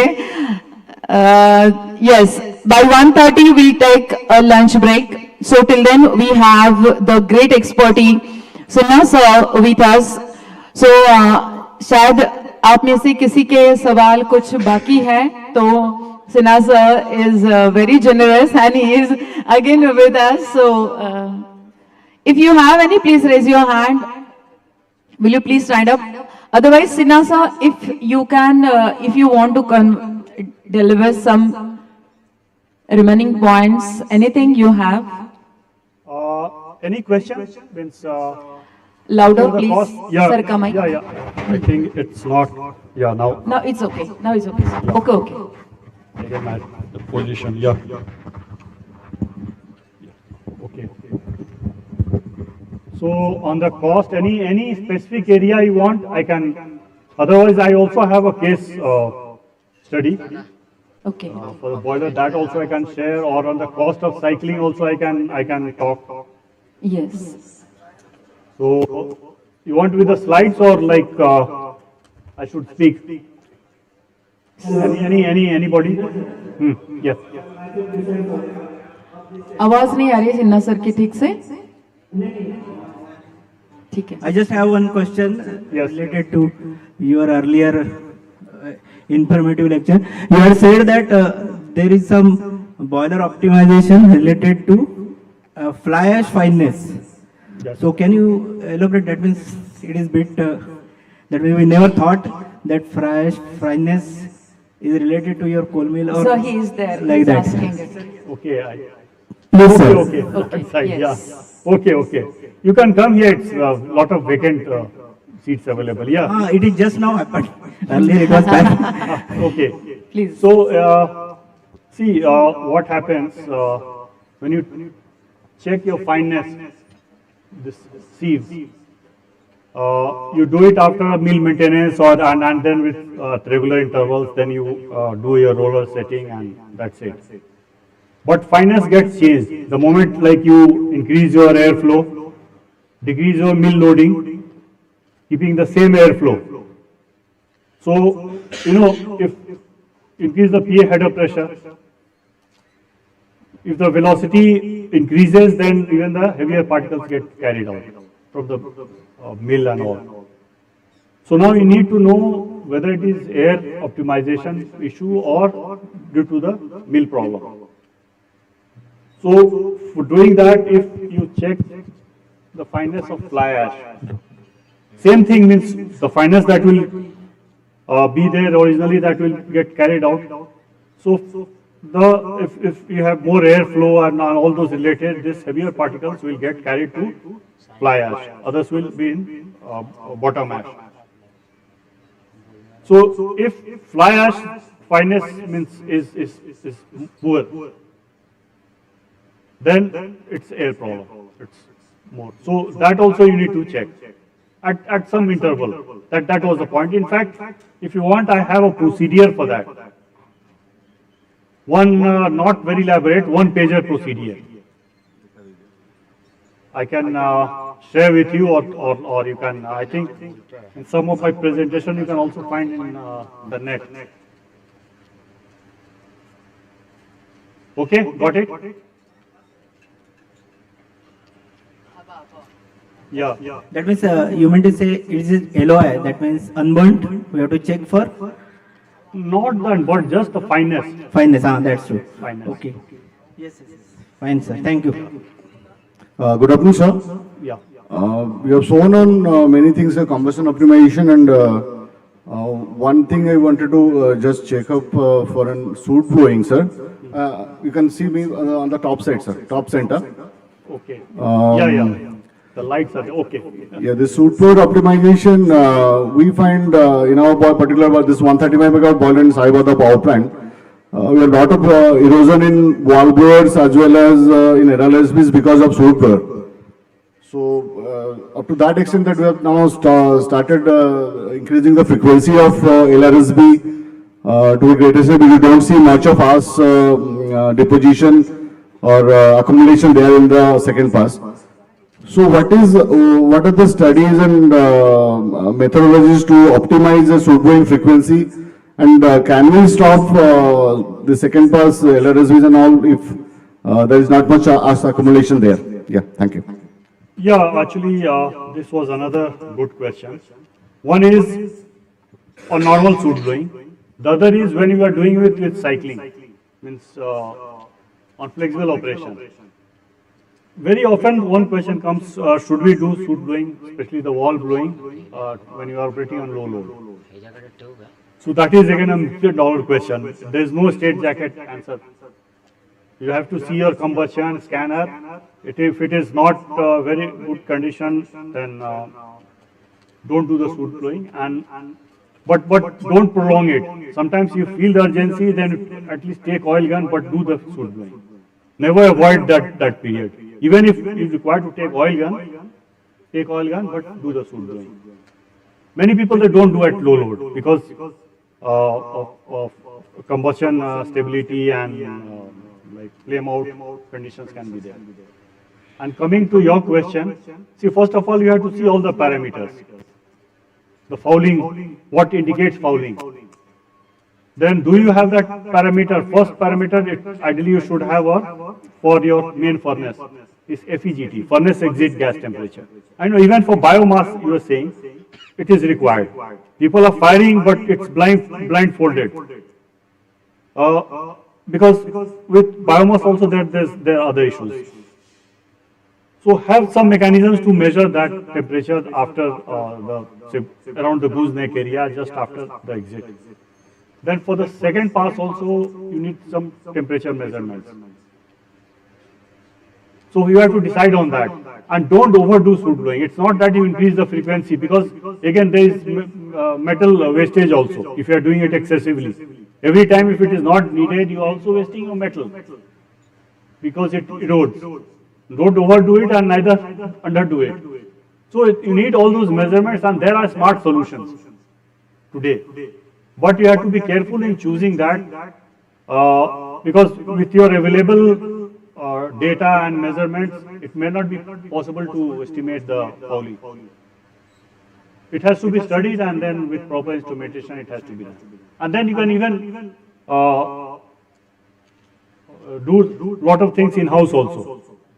Instead of buying, say, very costly softwares and like they are AI, smart soot blowing digital solutions.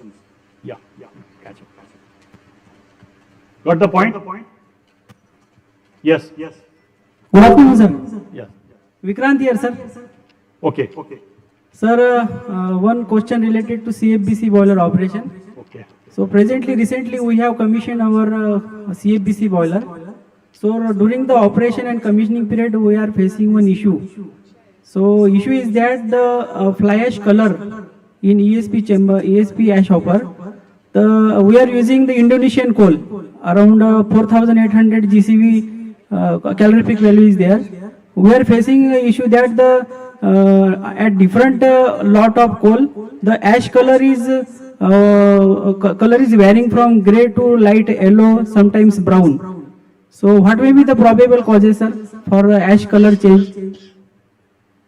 So because of this ash color change, we are facing ash disposal issue. So normally the CFBC boiler ash, that cement industries will take that ash. So because of this color, brown color, we are facing issues. So what may be the probable causes for this ash color? See, first of all, like on imported coal, why did you choose CFBC boiler? That I don't know. Ideally, it's Indonesian coal, high GCV. 4,800. 4,800. It's 4,800. There were better technologies. But for the color you are saying brown means there must be a lot of content of like partial combustion and other things. So do the ash analysis. Sir, doing ash analysis, the LOI is around 2.5%, sir, only. Which alloys? Loss of ignition, carbon. If you have like lot of iron content and all those things, all those elemental analysis you have to do. Do the detailed elemental analysis, then you can conclude something. So maybe like related to combustion, what are the parameters that is going haywire? All those things you have to see. But first of all, do the elemental analysis of the fly ash. Sir, on the basis of elemental analysis, how we can get no, see, you are telling other like brown color, yellow color and all. So it doesn't seem like yellow color. If you are saying must be some like some elements coming into it. Then see, even with high sulfur content also you don't see those colors. So then only you'll have to see and check. Okay. So see, many things you just can't get answer from here. But the approach, what to check, how to check, that I can tell you. Okay. What all you need to see. So for another question, for CFBC boiler, what will be the fuels suitable for CFBC boiler, sir? Mill. No, fuel, coal. Which coal is suitable for CFBC boiler? It's like boiler, whatever it is designed for. You can design any technology for the fuel that you have. Ideally, CFBC, they are good for low GCV coal. Even for lignite also I've seen it's good, although lignite also GCV is still not low. It can vary a lot. But CFBC, there is a lot of limitations also. CFBC boiler means you cannot reduce load very fast. For flexible operations, CFBC boilers, they are not very suitable. If you need to flexi, because already the bed ash temperature is high and suddenly you cannot reduce. Whereas in pulverized fired, you reduce the coal flow and it will get reduced, the temperature will get reduced. So that way, are you also flexing or you tend to do flexible operation or cycling? Cyclic operation, sir. You are doing it? Yes. It's difficult. And another thing, in India we have done test runs for many types of boilers. CFBC, there hasn't been even a single test run. I've been telling CA also to get one at least test run done. See, many things after a test run you can decide and you know what are the problems, what are the issues here. Okay. So you can do, if even the test procedures are available. It has to be actually tailored to your particular plant, but it's available. You can do a test run, reduce very gradually, capture all the data. Test run is like you are doing in a controlled environment, very step by step. Then even if you want to give ramp, you give ramp like 0.5%, then 1%. And if at 1% you feel like it cannot do it, then you stop there. And with all the control response, everything, record the data and then tell experts to analyze it. Okay, so sir. do a test run. Okay. Thank you, sir. Okay. Yeah. Yes.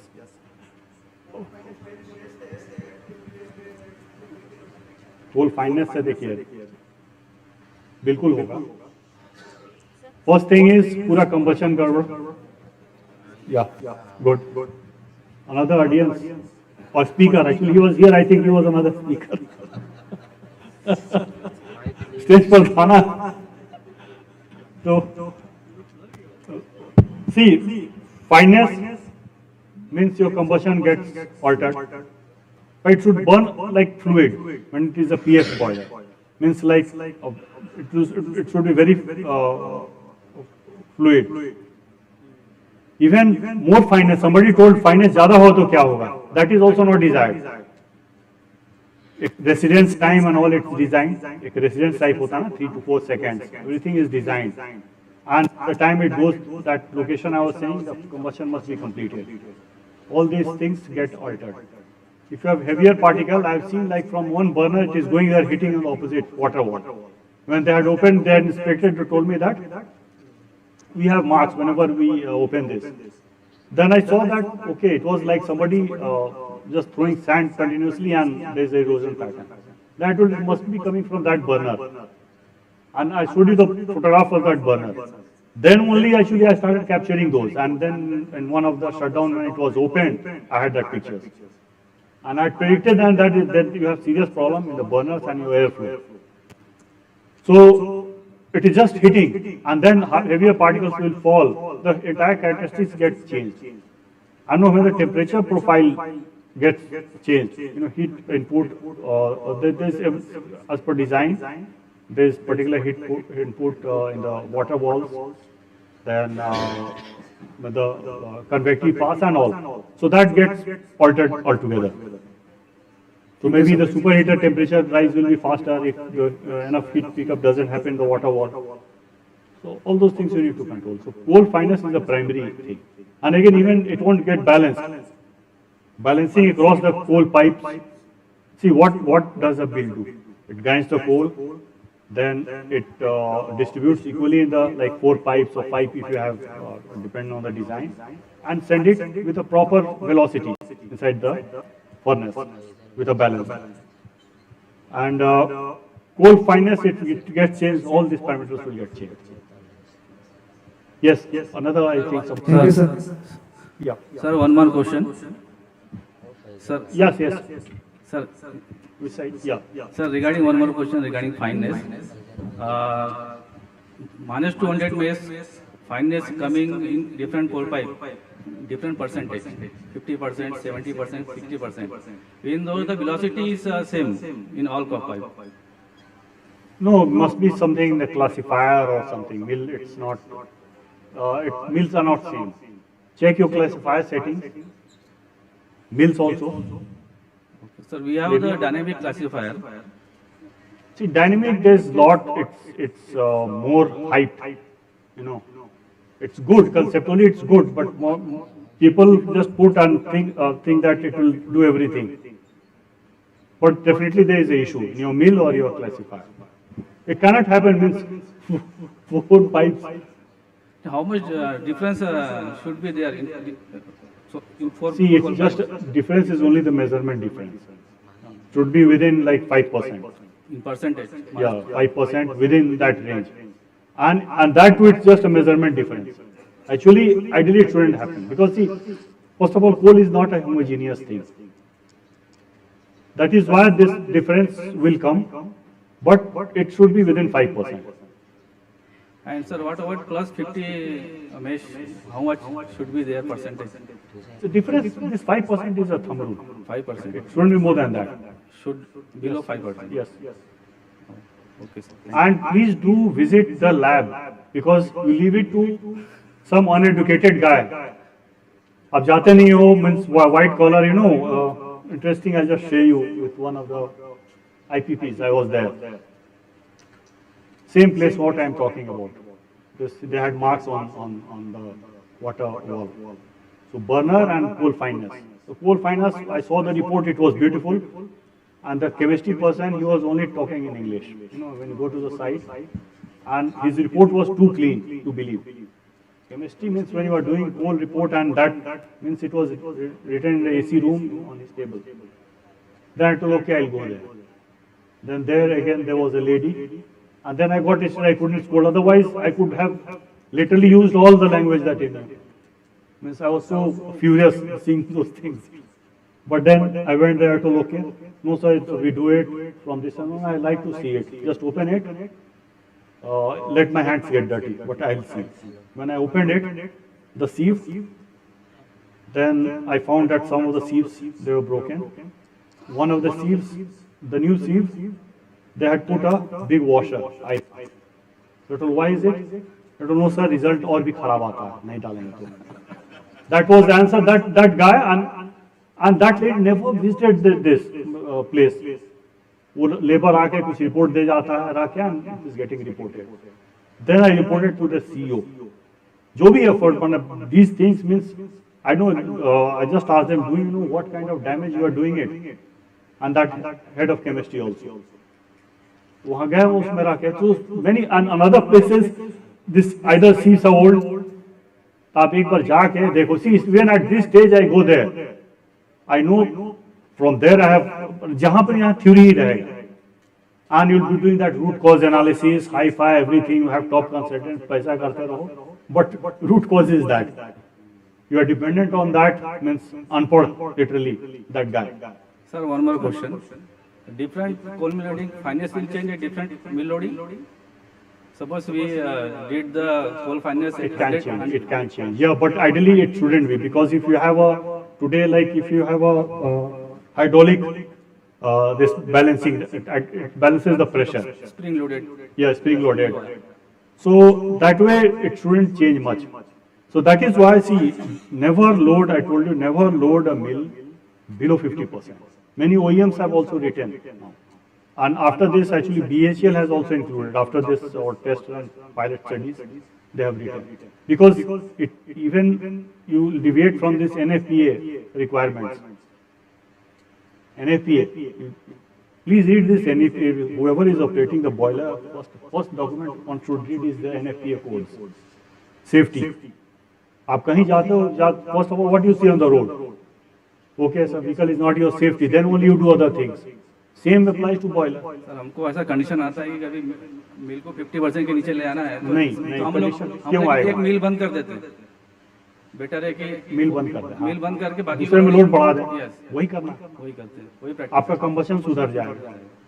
ज्यादा मिल से सोचते हैं कि सब जगह से भेजें तो बेटर रहेगा, ऐसा नहीं है. लीन मिक्सचर हो गया, फ्लेम और भी ज्यादा, you are losing your reliability, chances of tripping. You know, keeping more number of mills, I have seen even at 80% boiler tripping. एक मेरे शिफ्ट में, and I couldn't answer. Later on, like by lean mixture, air flow और देते गए सब जगह से बाद में. This is how actually we learned. We trip करा के and we had that luxury. But at this stage, don't do it because it's a safety issue. पता है ना कि mill temperature and all, coal pipe choking. Coal pipe, you must have thermocouples or some thermocouples installed in every pipe. कुछ नहीं है, it's a very cheap instrument. Skin में लगा के, not very near to the burner. It must be monitored. This was made mandatory in NTPC after earlier we didn't have, after the furnace explosion. It happened in Farakka. Long back, I think 97, 98. Thank you, sir. Okay. Yeah. Hello. Sinha sir. Sorry. Once again, Tushar Saudekar. I have. That means we have our conventional BHL boiler, 270 megawatt, and as you must be aware, we go for light up with LDO then HFO. But now we are thinking about shifting totally to LDO. Yes. So whether it is feasible and whether it will harmful to boiler or no. It's feasible, and now I think long back it was mandatory. In NTPC it was, I think by now they must have replaced everything to LDO. Okay. It's feasible because it's not for regular running. No. And it's better also. It's better. HFO you had lot of problems. Okay. Like if you're not heating, then you had tanks, all those steam lines leakage, then water in the tank every time you had to drain. So steam stressing and all that, right? And then sludge was another problem. Old plants, how to remove the sludge? Yes. No, that's always good. Okay, sir. That means we are all. No. That is very much okay. That is on campus. Only you have to change. You have to see the burners. Burner tips. Yes. That's we are going for modification. Please, you want to ask? Yeah. Sir, in one of the slides you have used boiler fatigue monitoring. Whether you want to just say the monitoring of temperature of various metal tubes or any other thing you want to mention in that? See, okay. I'll elaborate more on this. See, fatigue monitoring means all the components. It's important. You cannot have thermocouples in all the tubes. It's practically, and in fact, I had one slide. We had in whole bank we installed thermocouples in all the tubes for just studies. And then we told the steaming pattern in different tubes, they were different. Then we trended it, the laptop. Then we understood actually why it's happening. There's a lot of time this condensate is sitting there. So all those studies, that is okay. But normally, for normal operation, it is not possible. So it's all thick-walled components, headers, stubs, Y pieces, Y blocks, and all those. That is a must. And at right locations. Then certain areas where you have very frequent damages. When you are doing your oxide thickness measurement, then based on your hardness and all those, you decide the locations where it's very frequent. And then you measure. Then there are fatigue calculators. I'll tell you how basic principles what people have been using since Even if you have this temperature transience record, you can calculate the fatigue. And you don't need like a minute-based data. For your life of the plant, even if you have say 5 minutes data, then also it's good enough. Ideally okay, because it will just get, any system it will just get choked if you put too much data. And the principle what people use, they use a rain flow counting, they tell you, which calculates the, estimates the fatigue cycles. All those softwares you see, rain flow counting, it's also free, available on the net. You can also use it in your plant. And if you have PFI, if you have involved, you can do it in-house, lot of things. And then, if you have estimated, manufacturer must have given for this component, this material, this is the life. Or you get the ASME handbooks. And then you put it, and then you count right from the beginning, means how many fatigues. Roughly you can estimate. But again, after that, not only temperature, but what if you are doing condensate? That will also reflect in temperatures. But condensate, it's also hammering load, flashing of steam, sometimes. And also check your hanger. The pipe I was showing you, the pipe is like this. And then when I check in any plant, I find at least few cases. And you have a pipe is normally, every pipe there is a design slope. It's as per the drawing. If you open your drawing, you cite what is the elevation. And if it is like this, the drain should be here. But what happens, one hanger gets sagged here, whatever reasons, and it becomes like this. And here, every time water will be sitting here. The moment you start, there will be flashing and flashing. The damage will be done beyond that point. Flashing is dangerous, and similarly with, I just showing, sitting there showing one pre-publication, which actually me and my colleague we did it. Header, borehole, superheater, reheater, header, drain, borehole cracking. There is a one full paper only on this topic, so wide. So importance of this drain. So fatigue monitoring, all those aspects you have to see, but gradually actually start building in the plant. Okay. So we'll have a last short question and a quick answer. Yes. Why the more failure rate in economizer tube? In the economizer tube. In your plant specifically, this now it cannot be a generalized statement. It's in your plant. So see, different plants have different. The biggest cause of this thing is fly ash erosion in India. If you go to the US, that is not the major cause.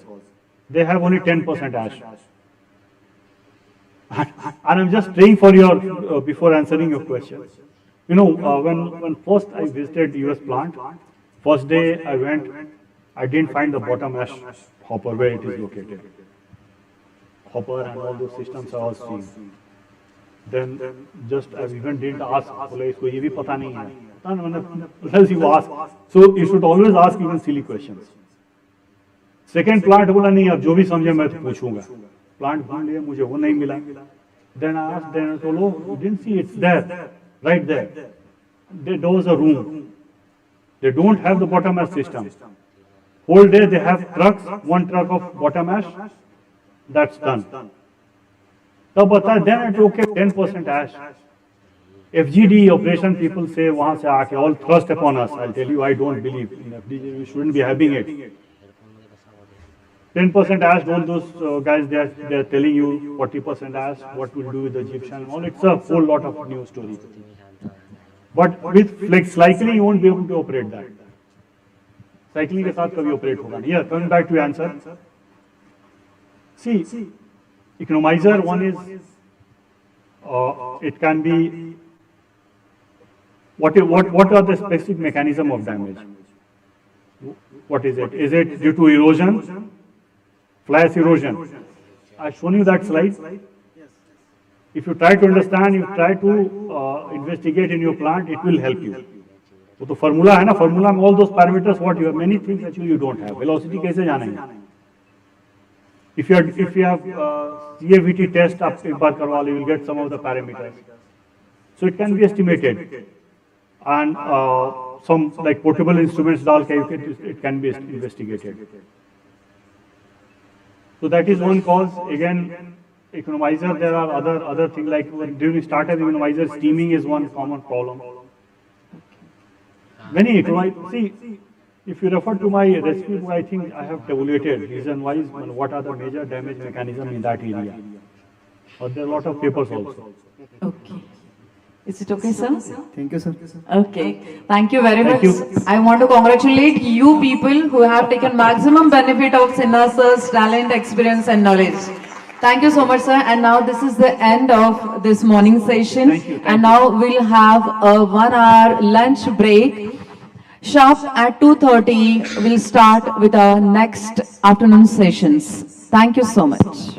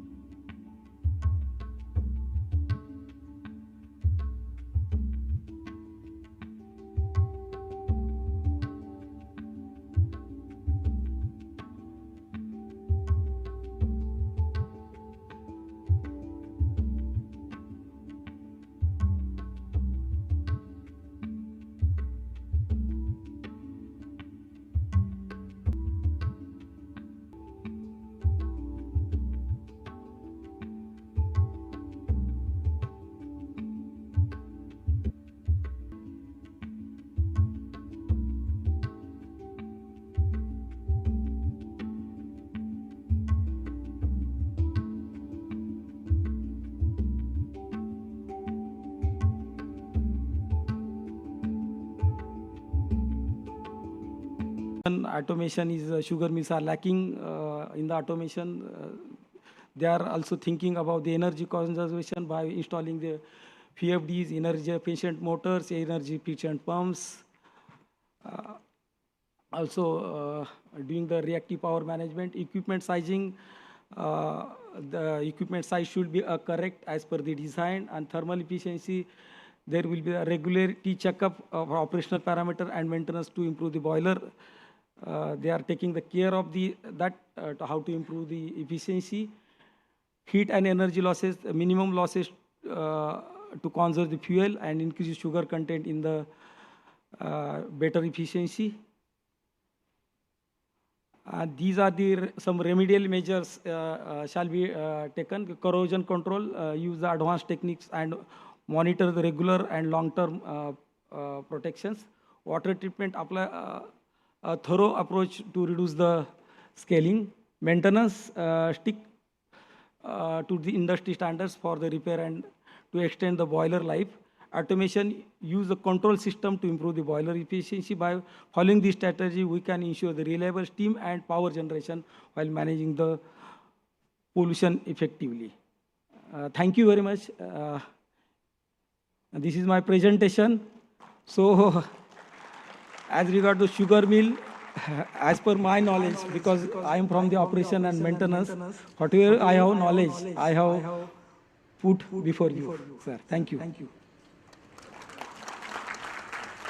Try to put it, sir. Thank you, sir. Vichara? So, Mike, please.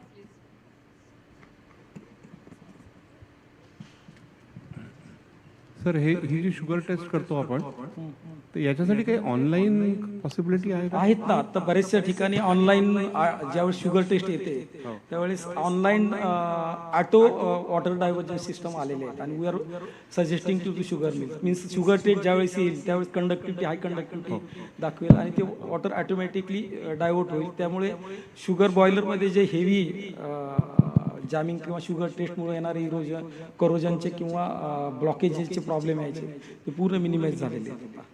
Thank you. Sir, this side. Yes. This side. Okay. Sir, in your presentation, you just said some word of this ESP explosions. Yeah. वो ESP explosions क्यों क्या reason होता है sir ESP explosion में? ESP explosion main reason जो आप OEM से है ना? नहीं, I am not from OEM sir. Okay. I am working. Sugar mills और जो इक्विपमेंट बिठाते हैं तो OEM गाइडलाइन, पहला मेरा ऑब्जर्वेशन कि they are not following the OEM guidelines to operate the ESP. Sometimes they operate the boiler initially while conducting the trial. This accident happen during the trial period only. नहीं, but ये explosion क्यों होता है sir? Explosion due to the CO formation. That CO accumulated in the ESP zone, and when flame get ignite and explode the things. That CO is the main reason, as per my knowledge, sir. CO से explosion कैसे होगा sir? CO is the main reason for the explosion in the boiler. The incomplete combustion in the furnace, and some the ignition temperature will not be there, no, sir. So some particles, unburned particle, accumulated at ESP zone, and as you know, the gas, that carbon, hydrogen, and oxygen evolved. Yes, sir. Yes, you add. CO accumulation, there will be explosions. He's correct. Other thing is, like if you are taking oil, and I don't know if you take oil or not, but any combustible substance that gets on accumulated, because I know of cases where due to oil accumulation in big boilers, means 200 megawatt, they are taking oil. That is why it is recommended that during oil gun you shouldn't charge your ESP fields. They collect on the collecting plate, all oil deposits are there. And then when the temperature rises and all, then it burns. And there have been cases of ESP collapses. Yes. Air peter fire is very common. And one case I know in one plant, there was a huge accident. And one of my known friends, means he was in NTPC, my senior, he had joined that place. So he got very bad burn injury. Later on, he didn't even survive. So major thing, a PH fire is a very common and a major accidental thing. Recently, we faced two sugar mills ESP blasts. In sugar factory, that first of all, when combustion starts, that carbon dioxide is formed. If suppose insufficient air is there, then the enriched that fuel, that carbon takes that oxygen from the carbon dioxide. So CO2 and C, that is high concentration of flammable CO is formed. That is very, very dangerous situation. Now what happens? Sometimes power failure is there. So at that time fans, they are getting stopped. And the fuel is started, combustion will take place, and high concentration CO will be accumulated. At the same time, when the power supply will be normalized, then due to that airstream, that explosion takes place. In the ESP, due to that voltage spark, sometimes in the, that is, flue gas explosion will take place. Okay.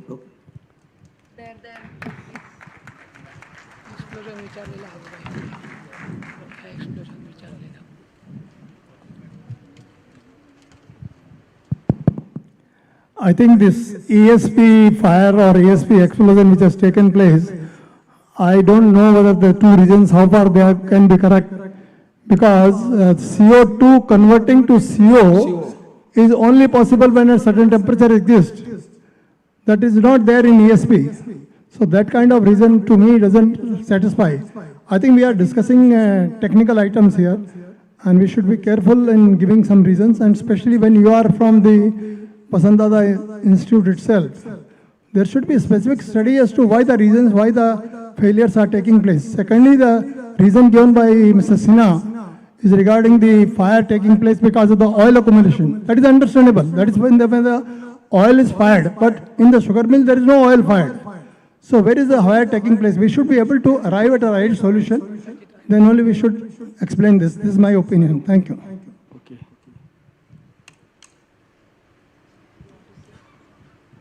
Sir, when some incomplete particles accumulated at incomplete burn particle accumulated at ESP zone, unburned particle, and that get when as sir suggested that when there is a stoppage, at that time that gases evolve from the carbon, hydrogen and oxygen, and that may create the blast, CO. CO is the main reason, sir. I will discuss along with you separately, sir. So, as regard to my institute is working on the 4 verticals. We are in teaching and training. We are in consultancy. We prepare the detailed project report for greenfield, brownfield sugar projects. Also, we are in R&D, research and development, and 4 vertical is we are supporting state and central government for the formation of policy. And my institute is running under the able guidance that Honorable Sharat Chandraji Pawar, sir, and he is heading my institute, sir. Sir, thank you. Hello, sir. Excuse me, sir. Please. Me, Ramdas Karpe. इथे. Okay. Yes sir. मला आपल्याकडून थोडीशी माहिती अशी हवी आहे की आपण बघास 50% मॉइश्चर दॅट्स तुमचा बॉयलर इफिशियन्सी म्हणजे स्वतःचे ते मॉइश्चर इव्हॅपोरेट करण्यासाठीच ते फ्युएल यूज होतं आणि 20% आपण ज्यातच आपण एक्सप्लेन केलं की ते फ्युएलची कॅलरिक व्हॅल्यू तिथे वेस्ट होते. तर आपल्या शुगर मिल पासून पुढे जो 50% मॉइश्चर हेचं लास्ट टार्गेटेड आहे का ह्याच्यापेक्षा कमी होऊ शकतं की जेणेकरून बॉयलरची इफिशियन्सी वाढेल आणि ॲज फ्युएल म्हणून त्याची व्हॅल्यू पण आहे की जे मला आज मॉइश्चर बर्न करण्यासाठी मला एक्स्ट्रा एनर्जी यूज करावी लागते. तर आपल्याकडे ॲज अ शुगर इंस्टिट्यूट म्हणून आपण खूप त्यातले अभ्यासक आहात. तर याच्यापेक्षा आणखीन जसं की आता आपण 4 मिल टेंडम आहे तर may be use a 5 mill tandem की अजून त्यातलं मॉइश्चर पर्सेंट आपल्याला रिड्यूस करता येऊ शकतं का? येस. तुमचा प्रश्न अगदी बरोबर आहे. मी मराठीतून सांगतो थोडं की तुम्ही जे सांगितलं आता की 4 मिली टँडम 5 मिली टँडम, तर यामुळे काय होतं, मॉइश्चर कमी होण्यास मदत होते. अराउंड 47 to 48% पर्यंत 50 वरून मॉइश्चर कमी होण्यास आम्हाला मदत झालेली आहे. दुसरं की बगॅस ड्रायिंग टेक्नॉलॉजीमुळे आम्ही 40% पर्यंत बगॅसमधलं मॉइश्चर कमी केलेलं आहे. 1% जर मॉइश्चर बॉयलरमधलं कमी झालं बगॅसमधलं, तर बॉयलर इफिशियन्सी 0.5% ने वाढते. When reduces the moisture percent by 1% in the bagasse, boiler efficiency increases by 0.5%. When 10%, boiler efficiency increases around 5% on GCV. Exactly, sir. And as regard to this milling tandem, instead of 4 milling tandem, we can use the 5 milling tandem. It helps to reduce the bagasse pole as well as reduce the moisture content in the bagasse. Also, some technologies are in market, that is 2 roller mills, and that can be reduced bagasse moisture up to 46%. Okay, sir. Points are over here. Yes. This regarding the point which has been raised by the gentleman regarding the reducing the moisture content in the bagasse. Why it is not being explored for a longer period? Why isn't the waste heat coming from outside the boiler, which is almost at 100 degrees centigrade, cannot be utilized for burning or heating of the bagasse which is entering into the boiler? There should be some specific project from an institute like yours which actually generates this reduces the loss from this bagasse moisture. I mean, we have been talking for the sugar industry for last, I think, 40 years or above. Why we have not been able to reduce so far this temperature, etc.? Why it is not being taken as a project from your institute itself? We can definitely help you from project, sir, we have to undertake? Reducing the moisture content in the bagasse before it is fired so that the efficiency loss doesn't take Okay, place. we have undertaken such type of projects in the sugar mills. Vikas SSK sugar factory, we have undertaken the project. The bagasse. So what has been the result on that? That is more important as a result. We get the reduction in the moisture by 10%. 10%. And we found that around 5% efficiency increase on GC. So it should be taken on a long-term basis. That's what I'm trying to say. We are implementing that to the other, but hurdle for the old boiler for implementing that technology. When moisture get reduced, bagasse volume get increased. That is right. So we have to change some boiler feeding system and handling system for reducing the while installing the new greenfield sugar project. We are thinking around 40% moisture. After milled bagasse, it is dried by either vapors or by the flue gas of the boiler. So that's what I'm saying. So next time when you present the paper, we should hear this success Yeah, I story will. of that. And that my one paper is there on the drying of the bagasse. That is in I presented that paper in International Sugar Conference, sir, in Argentina. But it has not appeared over here. That's what I'm trying to say. Gentlemen, will you have a one-to-one conversation later on? Thank you so much. Thank you.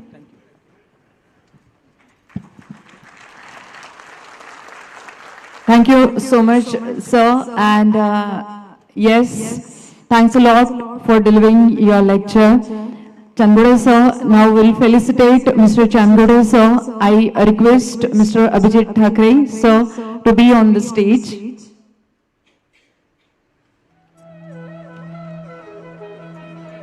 Shri Abhijit Thackeray, Deputy Director, Steam Boilers, Nagpur.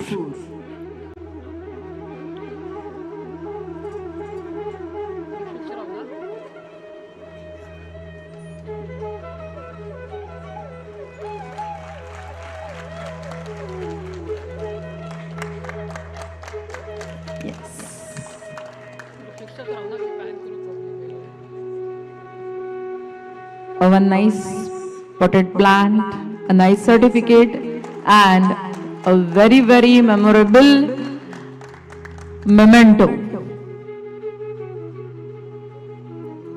Thank you for being the part of Boiler India 2024.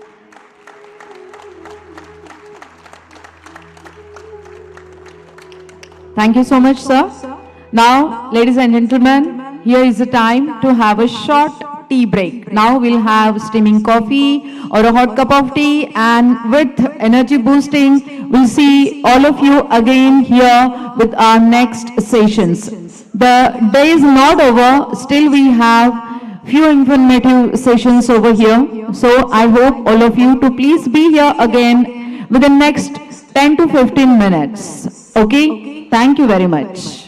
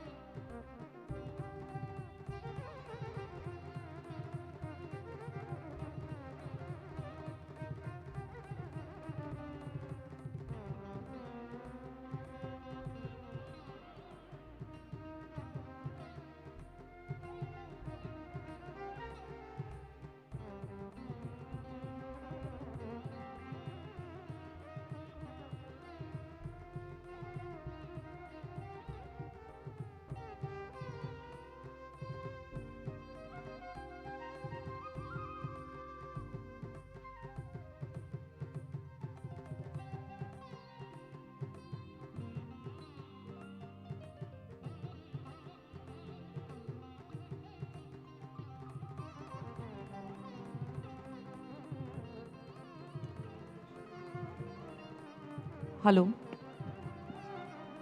May I know whether the speaker is ready? Mr. Mrugesh Shaha? Are you ready? Okay, sir. Just a minute. Just.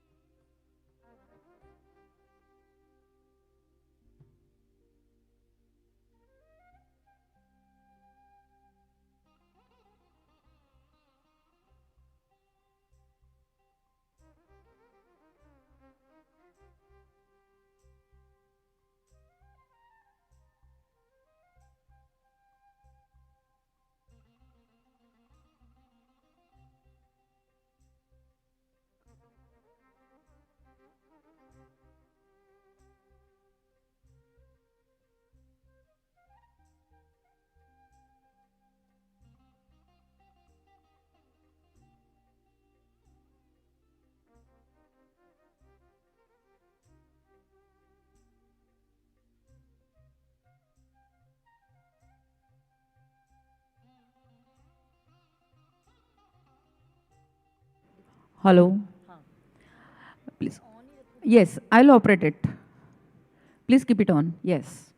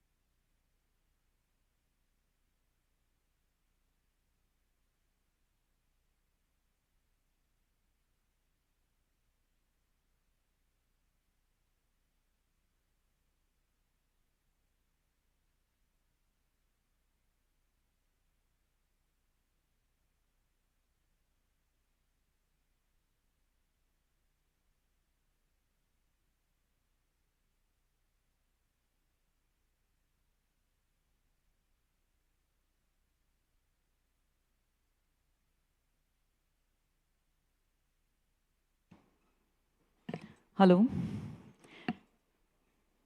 Good evening to one and all.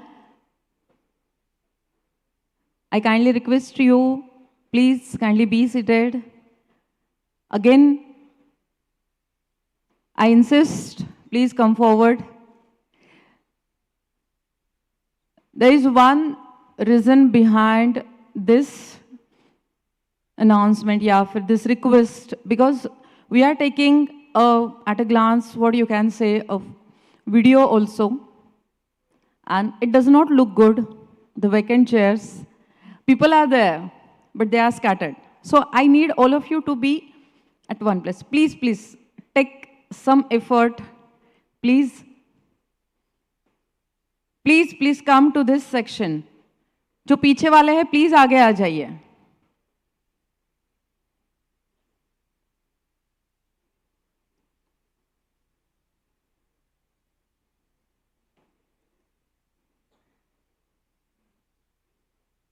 Thank you so much.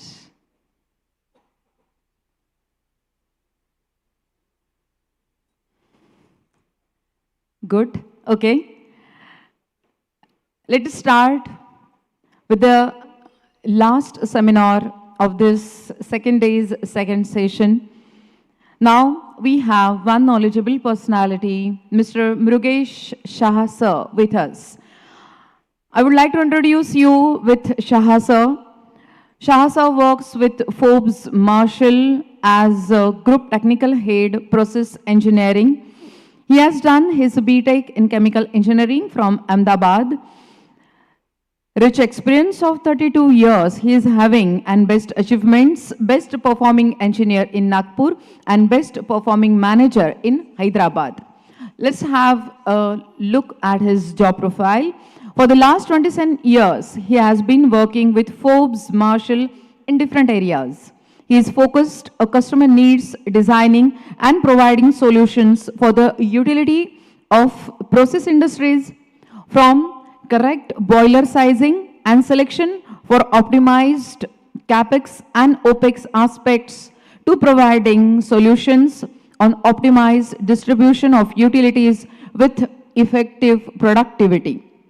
He has enhanced the quality outcomes of processes with effective control of process parameters and reduced with optimized heat recovery solutions. Over this tenure, he has served more than 1,000 customers in India and internationally, resulting in saving of more than 500 crores Indian rupees in OpEx and making an impact on customer CapEx. So, please welcome Mr. Mrugesh Shah on stage for his lecture. Today, he is delivering the lecture on advanced process control strategies for improvement in boiler performance and enhancement of boiler efficiency. Okay, put your hands together for Mr. Mrugesh Shah, sir. Welcome, sir. Thank you. Am I audible? Yeah. Yes. Good evening to all and warm welcome from my side. This is myself, Mrugesh Shah. So today we will discuss about the advanced process control strategy for the enhancement in the boiler efficiency. So the Forbes Marshall, we are here for energizing the business and the community worldwide. This is the purpose of the Forbes Marshall. So I will just brief you some of the point about so what are the basic boiler house priorities? There should be zero accident. There shouldn't be any accident in the boiler house. This was the first priority of any boiler house. Another priority is the zero downtime. Whenever we need the boiler should give the steam. And the optimum capex, the capital cost of the boiler should be as minimum as possible, and it should give you the optimum productivity. These are the four basic priorities of any boiler house, whether it is a process boiler or it's a power boiler. And what are the basic KPIs what we are monitoring as far as the boiler is concerned? So any boiler, anybody will prefer the boiler with the maximum boiler indirect efficiency. It should give you the as good as indirect efficiency. Heat recovery should be maximum so that you can have the higher efficiency, and the steam cost would be minimum. So these are the basic KPI of any boiler, those who are using the boiler. Okay? I'll just touch upon the few points about the basics about the boiler efficiency. What is a boiler efficiency? So boiler, whatever we are putting heat in and heat out, whatever getting converted to the heat out, and whatever the losses are there, so that is the efficiency of the boiler. So what are we putting in is fuel and air, and what are we coming out is the steam and the blowdown, and there are certain losses are there. Okay? So I just noted down the few of the point, which are the standard boiler efficiency. This efficiency is based on the GCV of the fuel. Like if you talk about any solid fuel boilers, which is coal or biomass, the direct efficiency should be in the range of 75% and indirect efficiency should be in the range of 78%. These are all standard numbers. Steam to fuel ratio will range in the range of 4 to 5.5 depending upon the GCV of the fuel. But whether we are getting or not, and then how we can maintain this efficiency, we'll come to that part later on. Oil-fired boiler, either it is a furnace oil or a liquid-fired boiler or diesel-fired boilers, the direct efficiency would be in the range of 80% and indirect efficiency would be in the range of 83%. And then the steam to fuel ratio will vary from 14 to 14.5 to 15. And same for the gas-fired, because here we are recovering the heat, we can achieve the direct efficiency on a little on a higher side, and same for the indirect efficiency. And because of the GCV of the gas is little on a lower side, we can get the steam to fuel ratio of 12 to 18.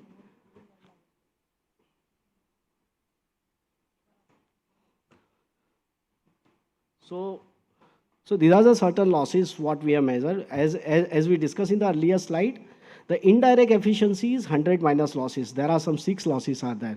The stack losses, unburnt losses, enthalpy losses. I think everybody knows about that losses. But there are certain industries average is there, and certain the benchmark figures are there. So if you talk about the benchmark figures and if you talk about the industry's average, everywhere we are 2 or 3% higher. And why we are higher on this? There are certain reasons behind that. What are the reasons? Like stack losses, higher excess air. Matlab, we have to maintain certain oxygen percentage. If it is an oil-fired boiler, at the high fire, we can maintain the oxygen of 2 to 3%, but we are not. Same for the solid fuel boiler, we can maintain the oxygen percentage as low as 5 to 6%, but generally we have seen it will be ranging in the range of 8 to 9%. Same for unburnt losses, enthalpy losses. Enthalpy losses is mainly due to the moisture content into the fuel. Blowdown losses. Blowdown is based on the TDS, but 90% of the cases we have seen that the blowdown is a manual blowdown. So the blowdown losses is always on the higher side, and blowdown means the feed water temperature is 100 degree and you are giving the blowdown at a pressure of 10 bar or 17 bar. So it will be at a temperature of 185 to 200 degree temperature. Radiation losses, this is based on the loading percentage, and then there is an on-off cycle.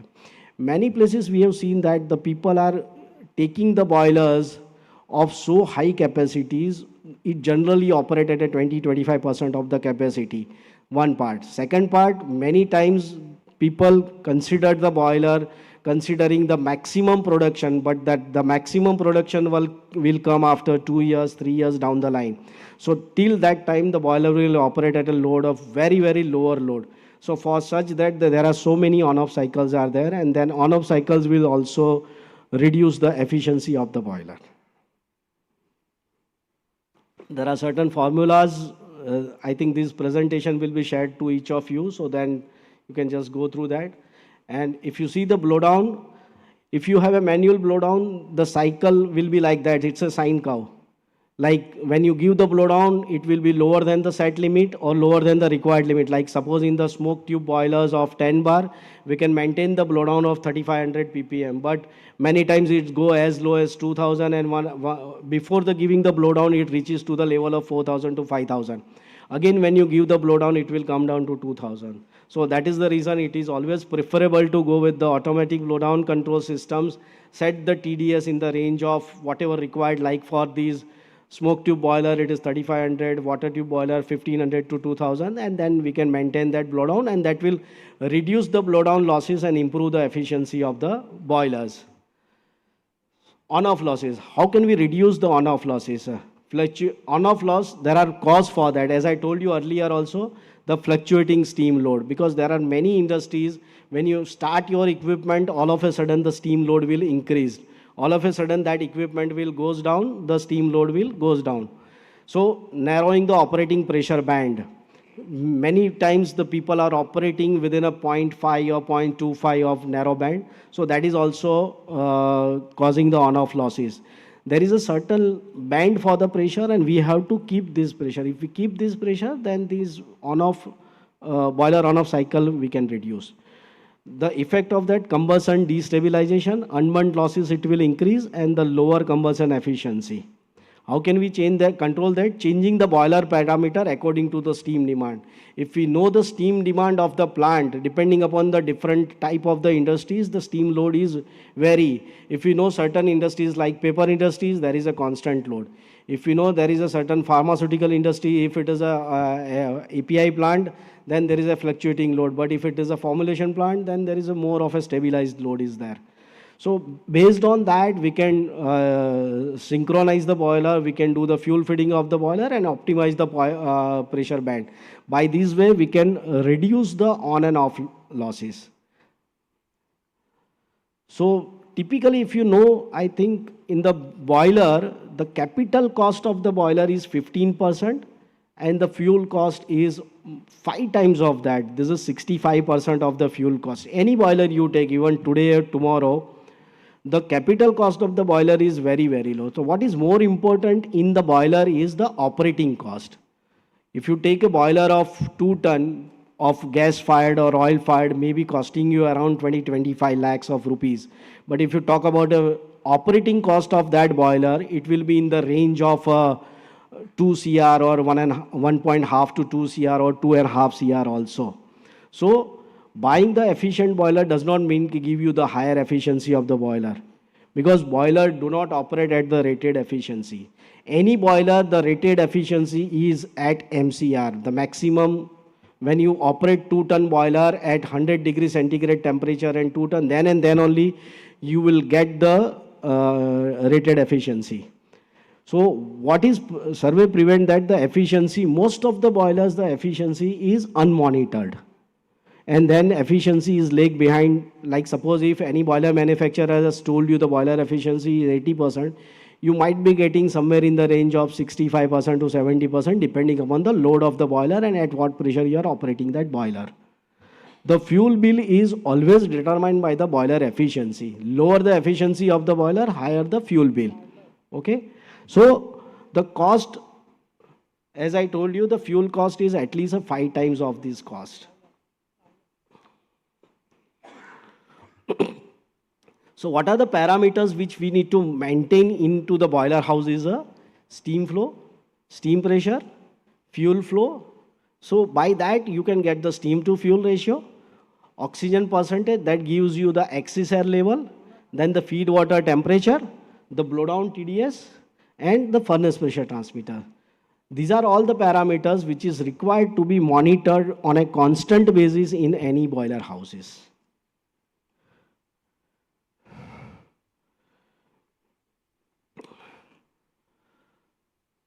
So how to optimize the losses and improve the boiler efficiencies?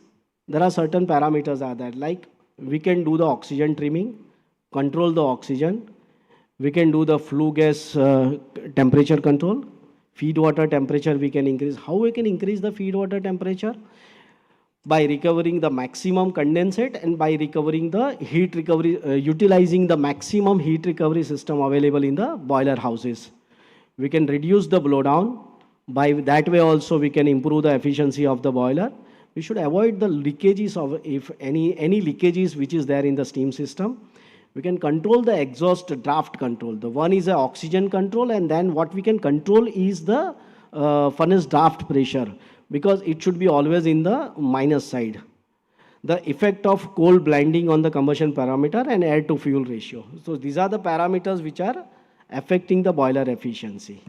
So the Forbes Marshall has developed a product since many years, I would say, is a boiler efficiency monitoring system.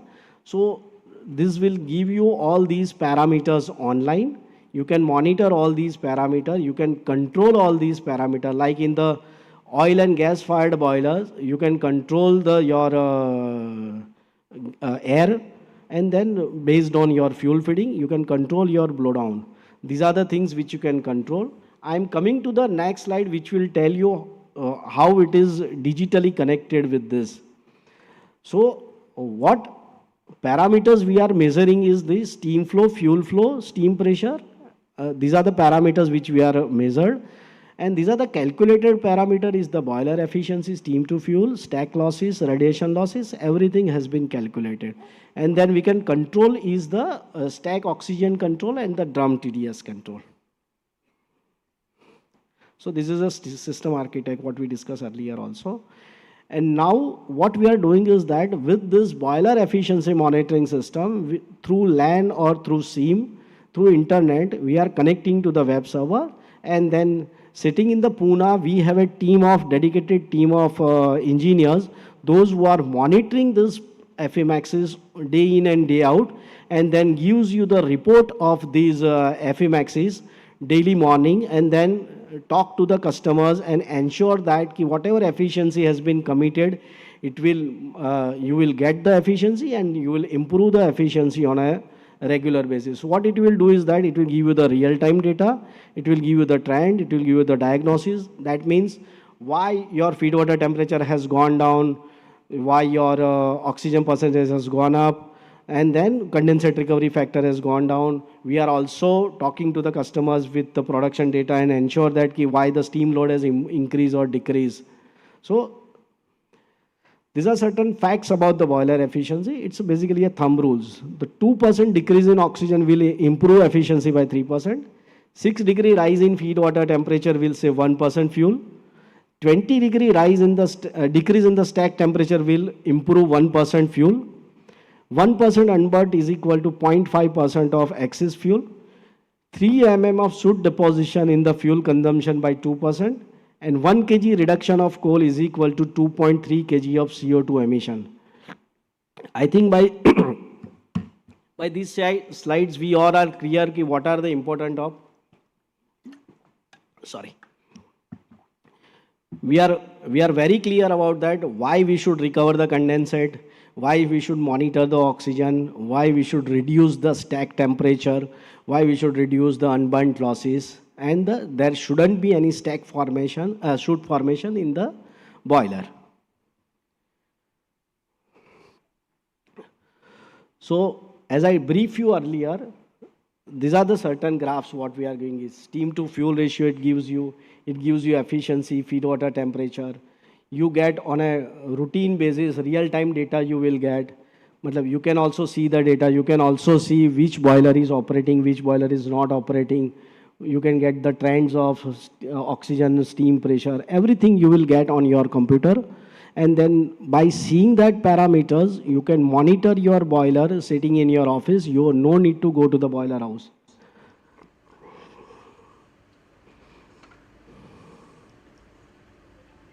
So these are certain our observations. Like if customer has taken the boiler, as I told you earlier also, in many places in the first year of operation, it always runs below the 51% of the load.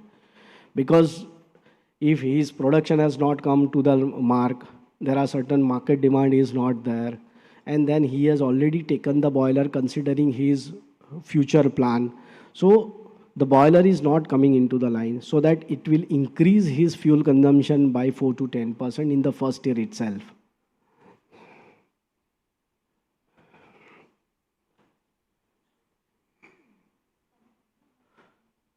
So these are the certain details of one of the customers. Like if you see these boiler efficiency, in last 5-6 hours, it will be ranging from 64%, 78% to 82%. When we started monitoring these boiler efficiencies, we ensure that it always go on the higher side. Same for the enthalpy losses and the radius efficiency and the steam to fuel ratio. So these are the parameters. If you see, it's as low as 63% and as high as 90%. Steam to fuel ratio also 3 to 7. So these are the variations what we have seen in the boiler efficiency and the steam to fuel ratio. So how much does the boiler efficiency vary? The boiler efficiency deviate from rated efficiency on account of there are certain parameters. What I told you is a boiler loading and the fuel quality and the operating conditions. These are all the things. Because of that, if you see the boiler efficiency is vary. If you see few of the boilers like rated efficiency is 85%, but actually the operating efficiency is 83% to 73%, it is varying. And as minimum and direct efficiency goes as low as 73%. And same is applicable for the FO boilers and NG fire boilers also. So, and even if you see in some of the cases where there is a multiple boilers are there, even if your load is can cater the one boiler or two boilers, customers are generally operating all the boilers at any given point of time and saying that ki, if I don't operate the boiler, I won't get the pressure. But that is not the actual case. So what are the implications of the boiler efficiency variations is there? If you see, if your load is 3 ton and if you just 2% efficiency of, improve the 2% efficiency, like, then your furnace oil, if the boiler runs on the furnace oil, then the saving will be somewhere in the range of 15 lakhs. And if it is natural gas, then the saving would be in the range of 26 lakhs. And then if you talk about the solid fuel boilers, then in solid fuel boilers also, if the 4% improvement in the efficiency will, even for the load of 3 ton, the saving would be in the range of 15 to 16 ton, and for 5 ton, it will be 26 to 27 lakhs. So you can understand that by these slides, the 2% improvement in the efficiency for the oil and gas boilers and 4% improvement in the efficiency for any solid boilers will save you minimum 15 to 25 lakhs of rupees.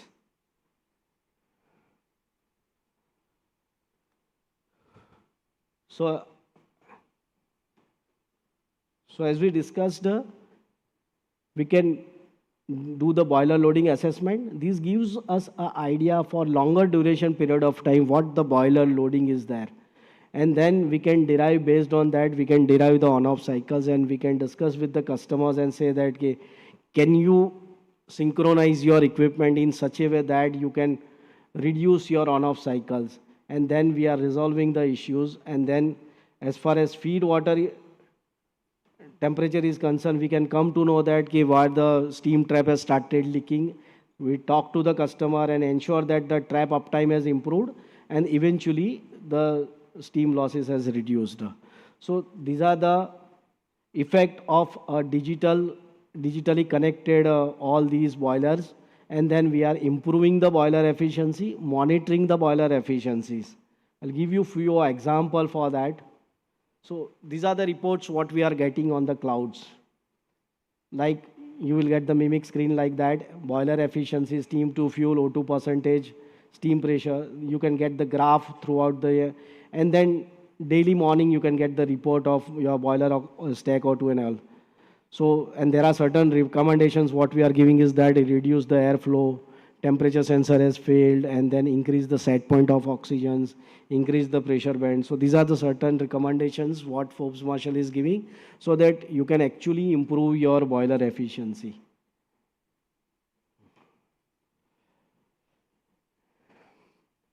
This is the overview of the boiler available at your fingertips.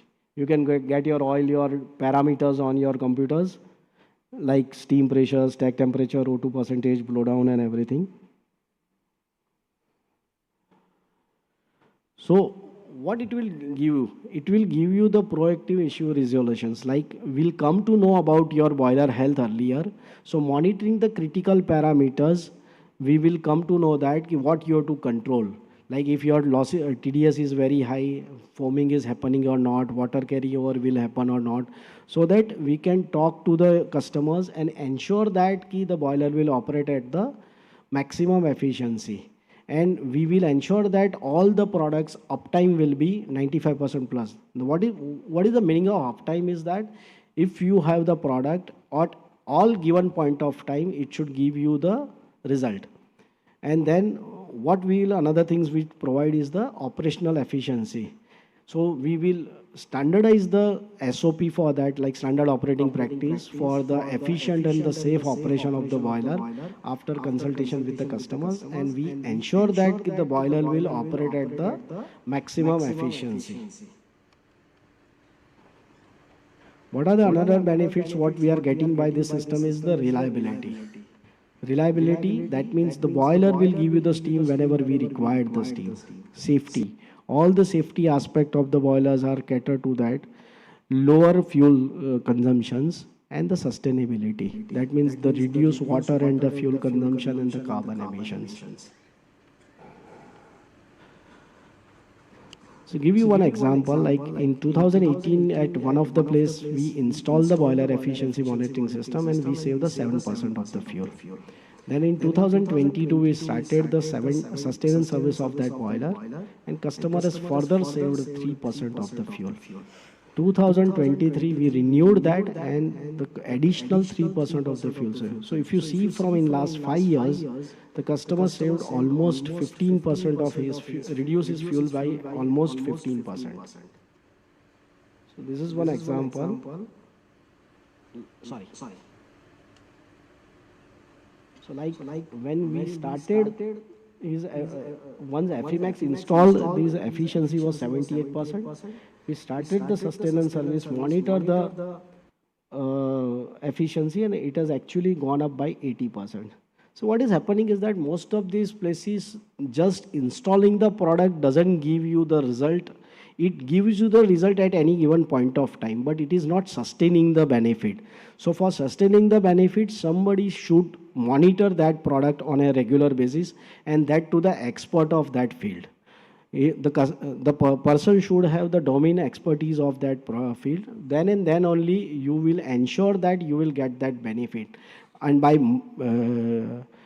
monitoring that, we can save at least 10 lakhs of rupees, plus there is a 3 to 4% electrical saving is there, because when you control your IDF defend, you will definitely control your reduce your electrical consumptions. Okay. And then further in this case, we have reduced the on-off cycle also. And same is applicable. This was the earlier was the solid fuel boiler. This is the NG oil fired boilers. If you see here, the baseline was somewhere around 75%, and then it has been now improved to the 82%, 82-83%.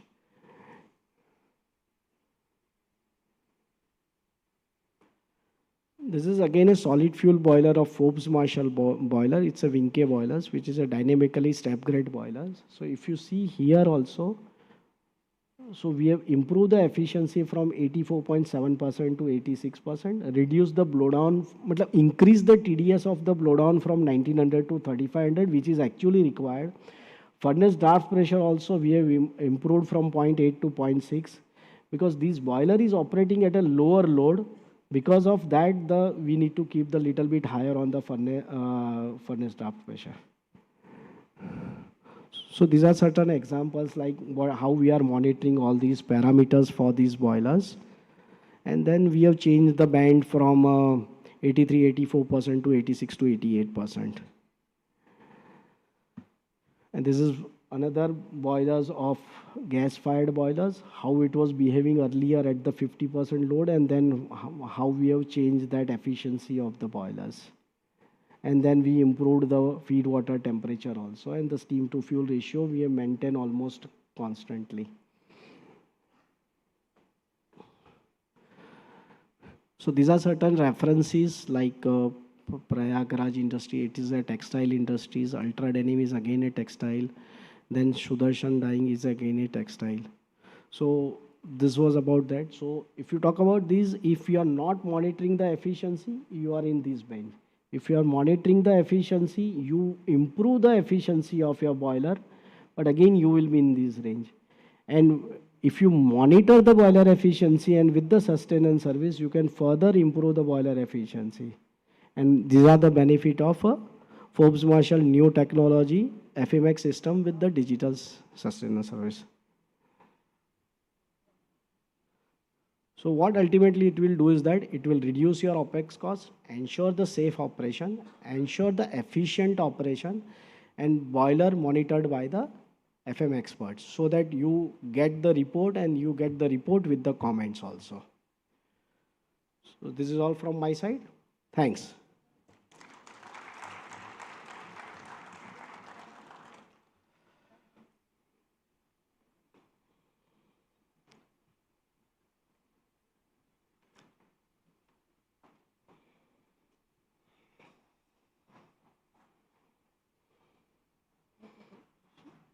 Yeah.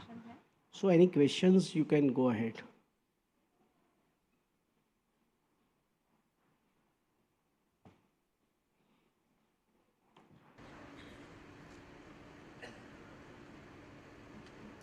If anyone has any query, please feel free to raise your hand. So, will you please stand up? Yes, please provide the mic. Sir, in a sugar factory, bagasse GCV are varying to the percentage of moisture. Right. You can input the data of GCV of fuel are varying or constant consider now? No, we are not considering constant. It is varying. There are table is available in the DCS systems where you can fit the different GCV of that.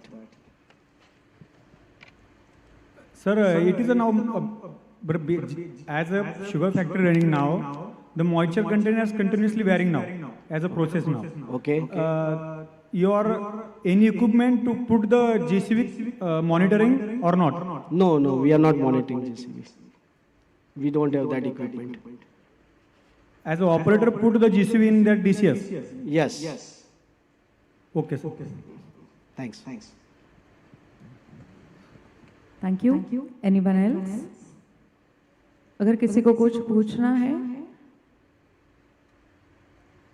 so he's here for next 5 minutes. Yes. For few minutes we can wait. Hello. Where are you? Yes, he's there, sir. So I would like to know what are the opportunities available to recover heat from the blowdown water. Okay. So blowdown water, you can recover two types of heat. One is a flashing and another is a indirect sensible heat. Like first, suppose you are doing the blowdown at 10 bar or 14 bar, then you can recover the flash of around 9 to 10%. And after the flash, the water temperature is 100 degree, so that you can give your makeup water, put in a heat exchanger and you can recover the heat out of that. So these are the two heat which you can recover from your blowdown. It again depends on the quantity of the blowdown. If your blowdown quantity is little on a higher side, then this system would be feasible system. Otherwise, if your blowdown is not much, then this system is not a feasible option. So we can discuss in detail about your boiler capacity and loading and all these parts, and then we can go ahead with that. Okay, is that clear? Okay. Yeah. Thank you. Anyone else? Okay. Thank you so much, sir. Please, a few minutes. Okay. Let's give our thanks to Mr. Mrugesh Shah, sir. Thank you so much, sir, for being with us, for sharing your knowledge, your experience. And now I request Shri L.P. Abhar, sir, retired Joint Director, Steam Boilers, Maharashtra State, to please be on the stage to felicitate Mr. Mrugesh Shah, sir.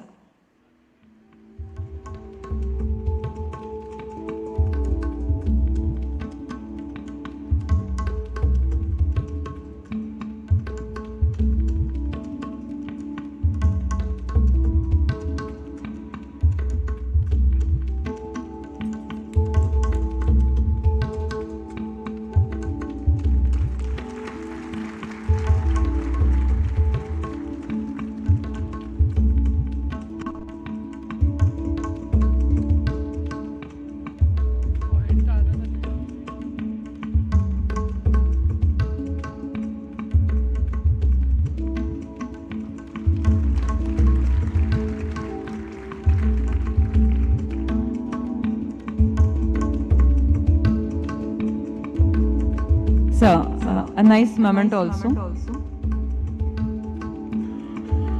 At the hands of Awar sir. Sir, आपको memento देना है उनको. Please. Awar sir आपको देंगे sir.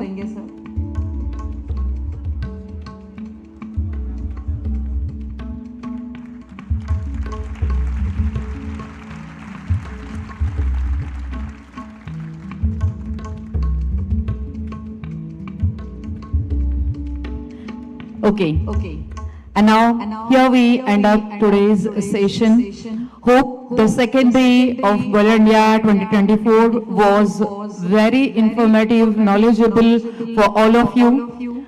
So now, as per our tradition, we'll end up the session with national anthem. I request all of you to please stand up in respect of national anthem.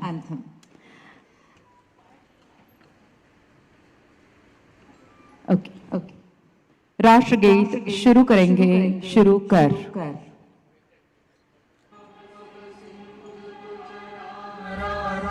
Dravid Utkal Ganga Vindhya Himachal Yamuna Ganga उज्जल जलधि तरंगा तव शुभ नामे जागे तव शुभ आशीष मागे गाहे तव जय गाथा जन गण मंगलदायक जय हे भारत भाग्य विधाता जय हे जय हे जय हे जय जय जय जय हे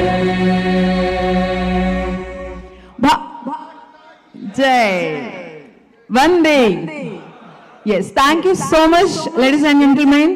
And now, again, tomorrow is one more power pack session, full day session for us, the third day of Boiler India 2024. Tomorrow, for the first half sessions, we'll have 3 knowledge-based sessions, and after lunch break, we will celebrate the award ceremony of best boiler users. Okay, so I hope to see you, all of you, with this enthusiasm tomorrow again, sharp at 10:30 here only. Thank you so much.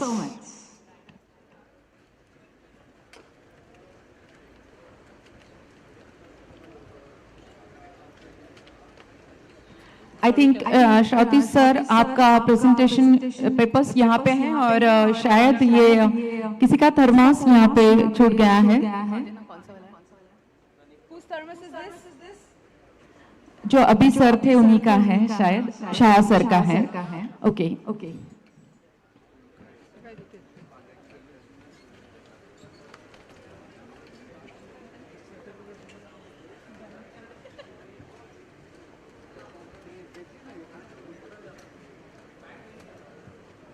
Jigna, wait at the console till I come. We're doing a dry run for the tomorrow's closing.